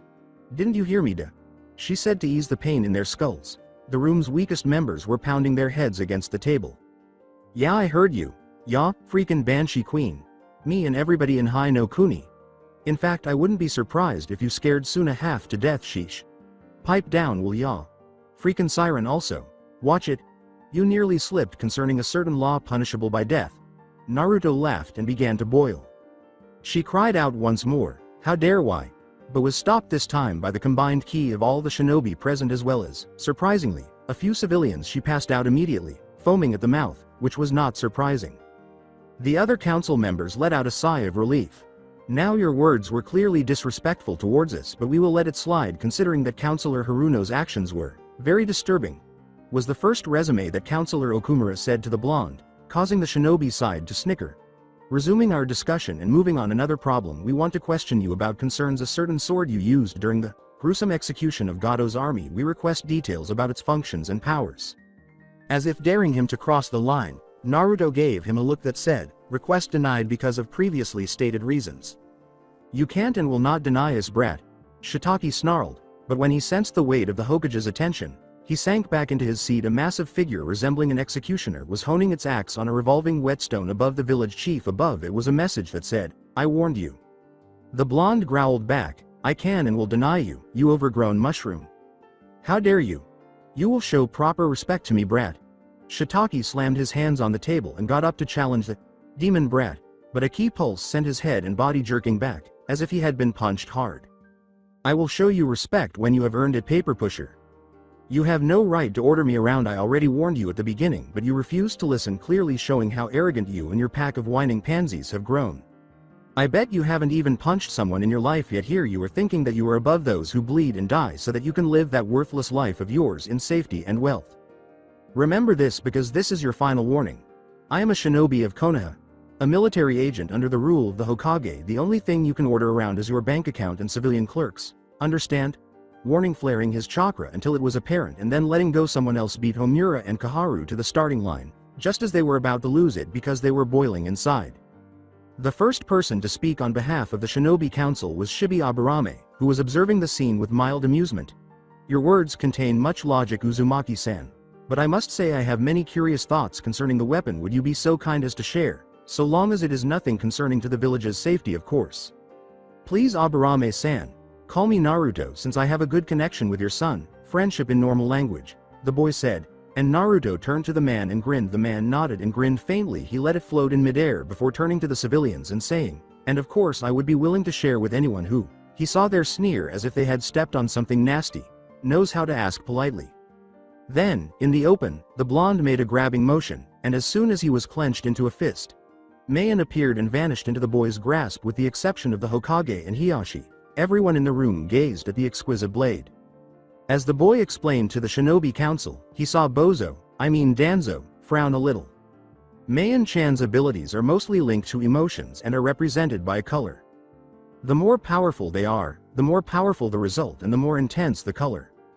I will keep secret these abilities as it is my shinobi right, but know that Hokage-sama has full information concerning them. He didn't like having things kept a secret from him, after all. Also, she has two more abilities that are not related to emotions at all. They are represented by the colors black and white. These I am willing to share information about. When the blade turns black, a powerful ability is unlocked. It coats the edge with chakra and compresses it so much that it becomes able to cut through the fourth dimension. An example of this would be to take a picture and cut it with a normal sharp knife, but in this case the picture is everything in front of the blade tip. By all standards it is completely unstoppable. However, for every second the ability is activated, the user must use 3 times as much chakra as Hokage-sama had in his prime. The cut lingers for a maximum of 3 seconds, and anything that moves into it is also damaged, he said, earning gasps from the more emotional members. The council, some members raised their eyebrows when Naruto lied and said, the second ability, I must admit that I have yet to unlock its secrets. To be honest, he had no idea what it did or how to power it, but he was aware that it made the Tentukirite ability appear insignificant. Shibi said, may I ask WH, before being cut off. Homura yelled, hand over the blade, boy, with a poise that befitted his council position. With a raised eyebrow and a slight frown, Naruto turned to face him and said, I beg your pardon? I said hand over the sword. Such a weapon clearly has no place in the hands of a genin, the man said again, narrowing his eyes at the blonde. He barked louder, and Hiruzen, who was standing next to him, sighed and scowled. Internally, Naruto snarled and made a valiant effort to stop himself from slicing his head off his shoulders. Slow down, Kit. His moment will undoubtedly arrive. Kurama, aware of his host's feelings, attempted to soothe him. It was successful, and after inhaling deeply, Naruto said impassively, I'm afraid that there are 3 problems with your claim. Such as? Asked Kaharu. One being that, since you are retired from active duty, you have no right to order me to relinquish my weapon without the council's vote of majority or the Hokage's approval without being accused of treason against Konoha for weakening its shinobi forces. Actually, you have no authority whatsoever. You only have the right to advise Hokage-sama concerning certain decisions, but absolutely no right to intervene in official business. The boy clarified, and by this point you could see the steam coming from their ears. Danzo tightened his teeth until you could hear them crack. Another problem is that Mayan-chan is a sentient blade that chooses its wielder for life. She will not cut anything in anybody else's hands. And finally, Mayan is soul-bound to me, meaning it is a part of my very soul and cannot be separated anymore, even if I desired it so. She has become a sort of Keke Genkai for me and my descendants. They will each be able to summon her after, and only if they gain her approval, of course. That doesn't mean that they will each have a sword if they win her favor, but it will be more like taking turns. Homura was looking at Naruto with a toothy, mentally cursing all that he could. Although Danzo saw an opportunity, he decided to hold off for the time being while the civilians completed their claims. Naruto asked the counselors, anything else you wish to ask? Okumura nodded and looked at the child. There one final matter. I have been informed that you recently came into possession of a rather considerably large sum of money. We wish to question you about its source, after which we will decide if it should be confiscated or not, since there is some suspicion of illegal business considering the fact that you have no known background for it to be an inheritance. The smug pig laughed. Kurama persuaded Naruto against using this fat ass for barbecue, pointing out that even a biju would likely contract food poisoning from the rotten tub of lard. With his eyes closed, Naruto sighed, "There's nothing to discuss." The civilians' eyes widened in avarice as they believed they had won. "I do wish to tell you that touching one Ryo without my approval would lead to your immediate banishment for thievery and charged a heavy fine, not to mention the compensation to the damaged party, Naruto. The reason I have nothing to say to you is because of the fact that I am still a military operative and such my business and actions are classified. Should you poke your nose in them, not only will it mean treason which is rewarded with a death sentence, but also would be an insult to the Fire Daimyo as all operations in this village are directly linked to him. You can file for declassification, but it must be approved by both the current Junin commander Shikaku Nara-san and Intelligence Division head Inoichi Yamanaka-san. If not, then you can bypass this by requesting it directly from the Hokage." The blonde grinned smugly and crossed his arms, but a 300-watt light bulb appeared. "Oh, and I almost forgot how. Pray tell, did you know about my funds?" The fat pig, who was already upset over his earlier defeat by the demon, winced as he said, "I am the manager of the bank." "Gotcha." The boy received a full deck of nods as he asked, "I see, did everyone else hear that?" The question, "What does it matter to you if we heard it?" was first posed by Shiitake. The boy's prankster smile was now adorned. He hadn't pulled a practical joke on anyone in a while, but that didn't mean he had lost his sense of humor. "That information is strictly confidential," he replied, and the man turned red with rage. "By all rights, I should press charges against Pigabank over there for revealing it or taking it directly to the owner of the bank. Either way, should I choose any, he would be fucked sideways by a 5-inch thick spiked dildo, if you get my point." The blonde gave off the realistic appearance of a troll face meme. He warned them with a demonic voice and red-slitted eyes, flaring his ki at 10% intensity, making the shinobi reach for their swords or kunai. Some of the civilians fainted on the spot, while others froze in their seats. "Also, concerning all future matters, I have a little word of advice. Don't fuck with me," he said. Naturally, however, one of them uttered the magic word, "D-demon." He was unaware of his own death, as Hiruzen struck him in the head with a kunai and Naruto severed his chest from his ass, causing blood to spray everywhere else. Shiitake yelled, "Anbu!" and 2 agents entered the room. Kill him," he said, pointing coolly at the boy who was standing close to the corpse. After giving each other a quick nod, the 2 agents hurried over to the boy, then leapt down and pointed their tontos, short swords, down in an attempt to kebab him with a murderous grin that would have made Enko proud. Naruto was watching them in slow motion after activating Sojin Seishin. The civilian council's other members were scurrying around like headless chickens in complete chaos. However, a moment later, the Hokage's combined aura and ki stopped them. He yelled, "Enough! Anbu, stand down!" The order was given too late, as the agents were only 2 feet away from the blonde and were unable to quickly reroute their blades. Hiruzen felt a surge of excitement as he observed the Anbu agents gradually approaching his grandson-like figure, who was grinning as if it were Christmas. Naruto instantly became encircled by what seemed to be a paper-thin glass bubble that quickly glossed a bit before expanding outwards like the shockwave from an explosion before dissipating about 5 feet away and tearing and pushing everything away from Naruto. This happened when the 2 blonde killers were only a foot away from the boy. Naruto then deepened his grin into an all-out smile and whispered, "Boido Nami." Void wave. The ensuing air blast caused everyone in the room to duck for cover, and the unfortunate civilian counselors who were nearby suffered some minor cuts and bruises as the dust and debris flew in all directions like shrapnel. The technique itself pulverized most of it, so it wasn't anything serious. When the dust settled, the Hokage discovered the 2 Anbu on the opposite side of the room, looking more worn but miraculously still breathing, and the blonde standing upright in the center of a tiny crater in the concrete floor. In actuality, there was far less damage than the dramatic effects suggested. The room was still intact, albeit a little dusty, and only had the crater and 2 blown windows. Everyone stared at the boy, who looked very happy, and they all fell silent. He quickly assumed a serious expression as he balled his left fist close to his waist, giving the impression that he was holding something cylindrical. He then whipped his right arm around and pretended to sheath an imaginary sword in the samurai fashion, whispering, "Booyah," before mimicking the last clink. "See, criminal. 1 idio. I mean civilian," before more Anbu was yelled, and Homura and Kaharu surrounded Naruto, who arched an eyebrow before grinning arrogantly as the others panicked once more. "Enough, I said," authoritatively thundered one Sarutobi Hiruzen who sported a very large tick mark and made them all freeze in their spots. "Anbu, stand down. That also applies to you, Homura, Kaharu." The cage gave the order. But Hiruzen, Homura attempted to show his disapproval. "Remain upright, that's an order. Down." He approached the protesters with the same expression he had when he first walked in. Hi. The Anbu withdrew, leaving one sulky Naruto behind after Koharu stammered and shoved Homura back to his seat. Go back to your seats and quit being such pampered princesses. There is death everywhere in this shinobi village. This meeting is not yet over, so get used to it or lose it. Take Kuma and Tora to the hospital, Anbu. In order for them to stand trial, hopefully the medics will treat them and have that mess cleaned up. Before directing the others to the two distinct sections of the former counselor, the Hokage gave them instructions to point to the two down agents. What? For what would they be put on trial? Shiitake appeared as though everything had fallen apart. Following a deeper scowl, Hiruzen clarified, for the unprovoked attack on a loyal Konoha shinobi.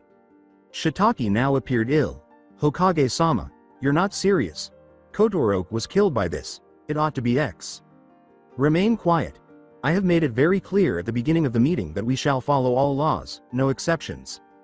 Hiruzen said, commanding the man with such strength that the mushroom man fell on his back.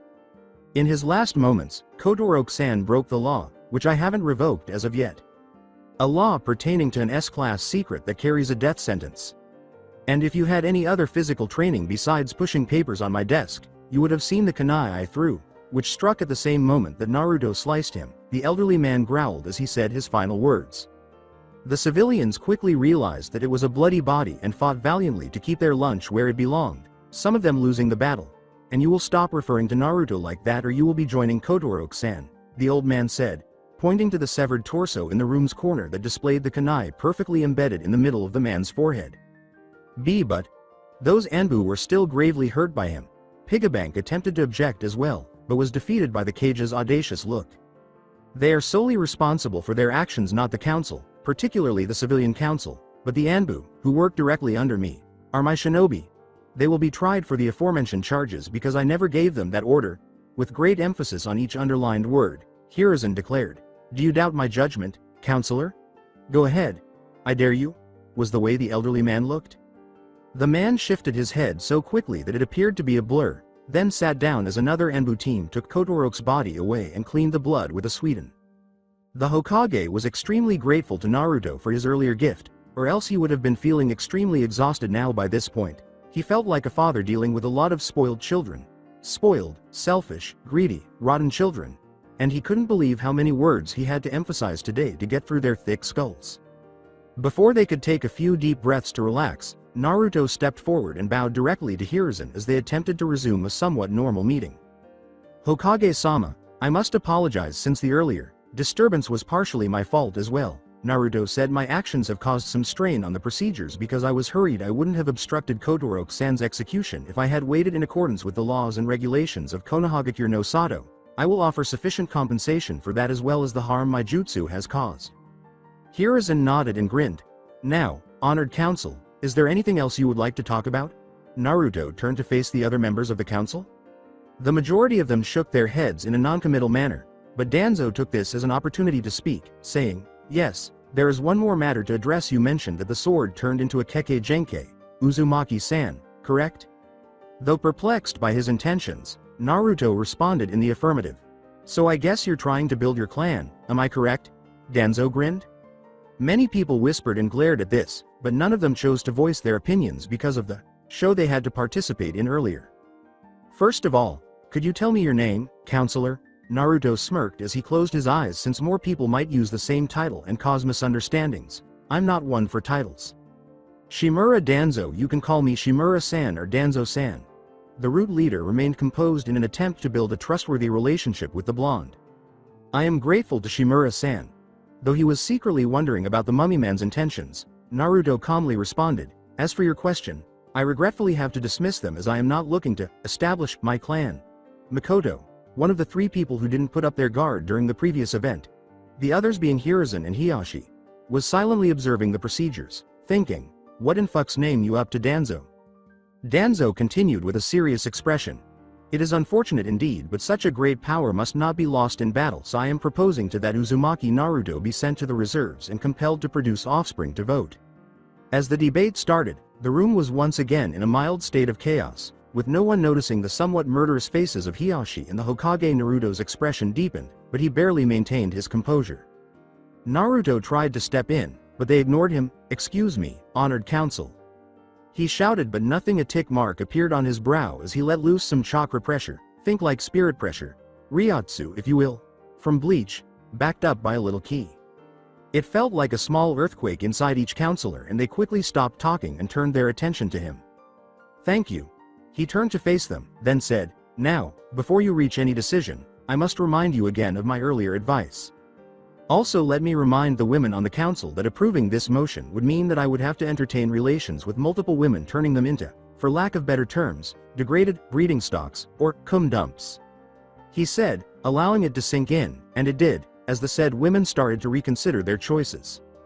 As for the men, let's just say that retiring me from active duty would have to pass through the Hokage first, so you must wait for his decision as stated in Art 145, SE. Remember that I will be extremely upset if this motion is approved. I am aware that you are not particularly interested in the final section, but perhaps you will be interested in the consequences of urinating on a biju container. Hello, would you say? The majority of the villagers now looked at the Hyuga with even greater awe once they heard that they had expelled the demon, and the vandalism and anything else of their property came to an abrupt end. Hiyashi looked at him with hatred. Once that happens, there is a chance that the seal might crack and break, thus releasing the creature on the spot, Hiyashi said, bending slightly before taking the microphone. Biju are also eternal creations of condensed, living chakra. Before settling back into the seat, he stated, if the host dies, the creature will reform itself in time in the precise location of the container's death. That was it. The council, or at least the idiots and clans who had no knowledge of Naruto, were at a loss for words and appeared to be bloody, as Shikaku appeared alert. Despite his urge to follow Kurama's lead and laugh uncontrollably, as the biju was doing inside the boy at the moment, Naruto maintained his composure. Would you tell me the vote's outcome now or later? Naruto grinned. The motion was, of course, rejected almost unanimously in less than a minute. Danzo gripped his cane sword so tightly that it left marks on the handle. Thank you for your understanding. The blonde continued to grin. As I stated at the start of the meeting, I would like to submit my request to the Shinobi Council. Is there anything else I should do now? Although they complained, the civilians acknowledged that there was nothing more to talk about. Thank you for your time, honored council, Naruto said, turning to face the shinobi. After nodding, I will be brief so that I don't take up more of your time than is necessary. The re-establishment of the Uzumaki clan here in Konoha is the issue I wish to bring to your attention. Everyone's faces showed a range of reactions as the hall erupted in conversation. Refused. As you stated, you would not form a clan, Shiitake shouted. With a cold glare, Naruto turned to face him and said, Counselor-san, I ask that you keep your words to yourself because this is not about you. It's about the shinobi. I will not establish my own clan, as I mentioned earlier. You would have likely learned that the Uzumaki were the dominant clan in Uzushiogakure and a significant clan during the Shoden and Nidaime periods if you had ever read anything besides your checkbook.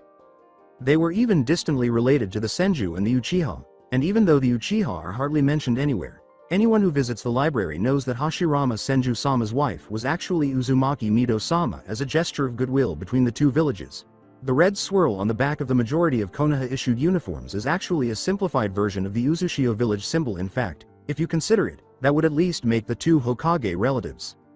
Shiitake and a few bystanders were left speechless, but Naruto was far from done. The Uzumaki were very knowledgeable in the art of Fuinjutsu, Naruto said. During the Shinobi World Wars, this reputation brought them fame and terror all over the world, which ultimately resulted in the destruction of Uzushiogakure and the rest of the land of whirlpools. The clan's extraordinary life force and longevity gave us a relatively accelerated healing factor, as it takes an Uzumaki at least 3 times less to heal from the same wounds a different shinobi would receive, and our Kekkei Genkai, or should I say our Kekkei Genkai, was equally renowned, and the reason Uzushio was known as the village of longevity. Additionally, our chakra was extremely dense and powerful. It was known that certain Uzumaki could create constructs out of this chakra. Before pulling out a scroll, Naruto informed them, I have already started to rediscover the old sealing art as well as improve it. Mito Uzumaki-sama is a good example of longevity, having lived from before the founding of Konoha to well into the term of the 3rd Hokage's reign. Simple yet powerful seals that could benefit the village are included in this scroll. These include sleep, chakra, and higher capacity storage seals, as well as personal shield seals and an enhanced power absorption array for the Konoha power plant. Of course, those are minor seal projects of mine, the blonde concluded, tossing the scroll to the Hokage, who glanced at it briefly before nodding and grinning. I also included counters for the battle-ready seals. I am presenting the more potent ones as clan secret techniques, but I kept the others for myself. Then you must detail them to the council so we can analyze and promote them as clan techniques if we are to approve your clan, Danzo said again before the Hokage's teammates could blow a fuse. While turning to face the man, Naruto grinned and said, "Nice try, Shimura-san, but then they wouldn't be secret techniques. I believe it would be only right that each clan present the advantages and disadvantages of their technique if I were to introduce them," he said as the clan heads turned away from him as if they were hiding. "I thought so in any case. You once again misinterpreted your position since you would not have any say in the matter. I am not requesting your permission to reform my clan. Rather, I am requesting your permission to register the clan in Konoha." Danzo remained calm and said, "I see," but he cringed so much you could hear his teeth crack. He said, "I'm sorry for my error," without feeling or being sincere. Naruto gave the man a nod of approval, "But there are still two problems with your request." Homura got involved. "First of all, you need a proper residence for your clan, as I am sure that you can't restore a clan in a small apartment. I've already taken care of that issue." The blonde grinned once more. "I bought a compound today from Sasuke Uchiha, which is 2 streets from the Hyuga compound. Although it was very expensive, it was well worth it." Naruto threw a deed scroll to the man, who read it, snarled but nodded. "Here is a copy of the deed." Meanwhile, Naruto observed how 2 civilian councilmen discreetly left after whispering something to their respective attendants, who nodded. Homura reiterated, "The second issue is that each clan must send a representative to the council, which means they can't participate in regular peacetime operations that would require you to either take up your role as a council member or retire from active duty." After grinning, Naruto shook his head to one side and closed his eyes. "Why are you people letting me leave active duty? Never mind, I already know how to make a clone that, after its memories are erased, can report them to me." Homura scowled and grinned faintly before saying, "I'm afraid Kage Bunshin are not accepted here since they cannot function outside a limiting range from the user." "Who said anything about shadow clones?" asked Naruto, raising an eyebrow. "In other words, I recently developed a cloning technique that can produce a clone with a solid biological body that has the ability to bleed. By making a normal, blank-minded bio-clone of my body and imprinting a Kage Bunshin soul, it allows me to speak by calling back the memories with a mental command. Additionally, because it is a living body, it can heal wounds and regenerate chakra just like any other creature. The fact that it only has 15% of my power is the only drawback. I call it body Kage Bunshin, and before you ask, I won't teach it to anyone I don't want to because it's a clan technique." "I think that all the angles of his request have been sorted out," Hiruzen said, taking a deep breath before focusing on the shinobi side, his face slowly turning blue from holding his breath to avoid laughing uncontrollably. "I now ask that you start the voting process. Adding a new clan would improve Konoha's standing abroad. I'm in favor of approval," Hiyashi said. "I don't think the request's reasoning is flawed. I'm in favor of approval," Shibi nodded. Someone complained, "Troublesome, I vote for approval." "I don't see any issues with it. I'm in favor of approval," Inoichi grinned. "You raise hell every chance you get," Shoji said, but he failed to notice your cunning, which could be a great advantage in a shinobi village. "I'm in favor of approval," Shuza laughed. Sume growled and then grinned, saying, "My son hated your guts." However, after returning from Wave, he became much more serious, even hard-working, and headed toward becoming a true pack leader. "I would be foolish to reject your claim if you have that effect on those who despise you. I'm in favor of approval." Makoto scowled and then grinned kindly, saying, "But he is not, and such. I am the clan leader now, and I know full well what you and the Uzumaki are capable of. If my husband were here, he would have refused you in less than a second. I cast my vote in favor of approval." Since the Senju and Kurama clan representatives are not present, their votes are counted as neutral abstains. The Hokage then stepped in and grinned, saying, "As the Hokage and the representative of the Sarutobi clan, my word has the power of 2 votes, and I vote for approval." This indicates that there are no denials, 2 abstains, and 9 votes in favor. The Uzumaki will now be officially recognized as a Konoha clan since the request was granted. Naruto, congratulations. You can now participate in meetings, exercise your right to vote, and enjoy all other benefits and duties associated with a council clan. Naruto responded, "Thank you Hokage-sama and honored shinobi council." The aforementioned portion of the audience applauded. At that moment, Shitaki's attendant quietly whispered something in his boss's ear as he hurried into the room. "Please wait a moment." Everyone turned to face the man as he yelled, "My attendant has informed me that people are becoming trapped inside your compound, boy." Shitaki gestured accusingly at the blonde. "First of all, Counselor-san, you will refer to me as Uzumaki-san or Uzumaki-sama," Naruto said, popping a vein. "Secondly, before I take your head off your shoulders for insulting a clan head, you will take your finger off my face." Shiitake instantly retreated as Naruto snarled with his red slit eyes. A very strong barrier that can do many things protects my compound. It is currently said to stand.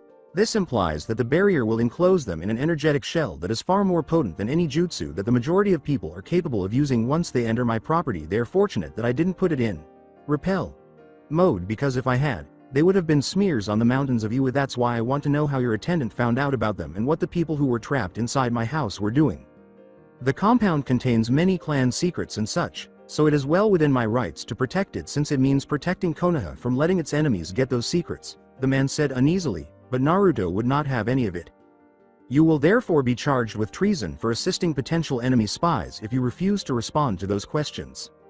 In addition to Anko Mitarashi, Ibiki Morino would undoubtedly be delighted to meet you. Literally, they would both love to have you over for dinner. Speaking of them, it's been a while since I went to Mickey the snake summon her habit of biting victims. I'm sorry, prisoners. In spots that slowly spread, the venom leaves me wondering. The boy tapped his chin naively. I heard that people would rather have red-hot kunai stuck inside their fingernails than that. Aye, Shiitake stammered, drenched in sweat. All right. Let it out, as instructed by the T&I specialists. Naruto pushed. The man started mumbling unintelligible sentences. The blonde teenager made a shadow clone without using a seal. Go get Anko and Ibiki. Since Anbu would typically take the man to the T&I station rather than the other way around, Naruto used the order to summon his clone as a scare tactic. Hold on. There's where I sent them. Shiitake cracked. Where and who sent it? Naruto grinned. Those men were sent inside your compound by me. With fear, the man confessed. Why? Hiruzen's ki soared as he growled as the ki rose. Shiitake almost passed out, confessing, to versus vandalize and rob the place. A smug smile remained on Naruto's face. Who are they? A couple of chunin who despise you and need more money. Their names are known to my attendant. As for you, I am willing to drop the charges if you present a formal apology for your behavior towards me, and will cover the costs of my earlier disturbances. Naruto inhaled as he ran out of breath. I see, nodded the boy. In that case, according to the law, they are from this moment on accused of attempted robbery, attempted breaking and entry, and will be court-martialed for insubordination and any other infringements, since they are shinobi and should listen to the orders of their superiors and not to civilians. If not, Anko Ne-san will give you a very intimate date. I concur. I'll pay for it and apologize. Shiitake got down on his hands and knees and bowed. Naruto turned on his heel and said, all right, can I play with those chunin a little, or should I turn them over to your forces? Hokage-sama? The shinobi's spines tingled as Naruto grinned. Like Anko, like Naruto. Hiruzen grinned and said, knock yourself out, making the other council members pale. I'm grateful. I can assure you that things will change from now on, the blonde yelled at everyone. So that's it for today. I hope you guys enjoyed it. Don't forget to like, share and subscribe to the channel for more awesome stories like this. Thank you. See you all in my next video.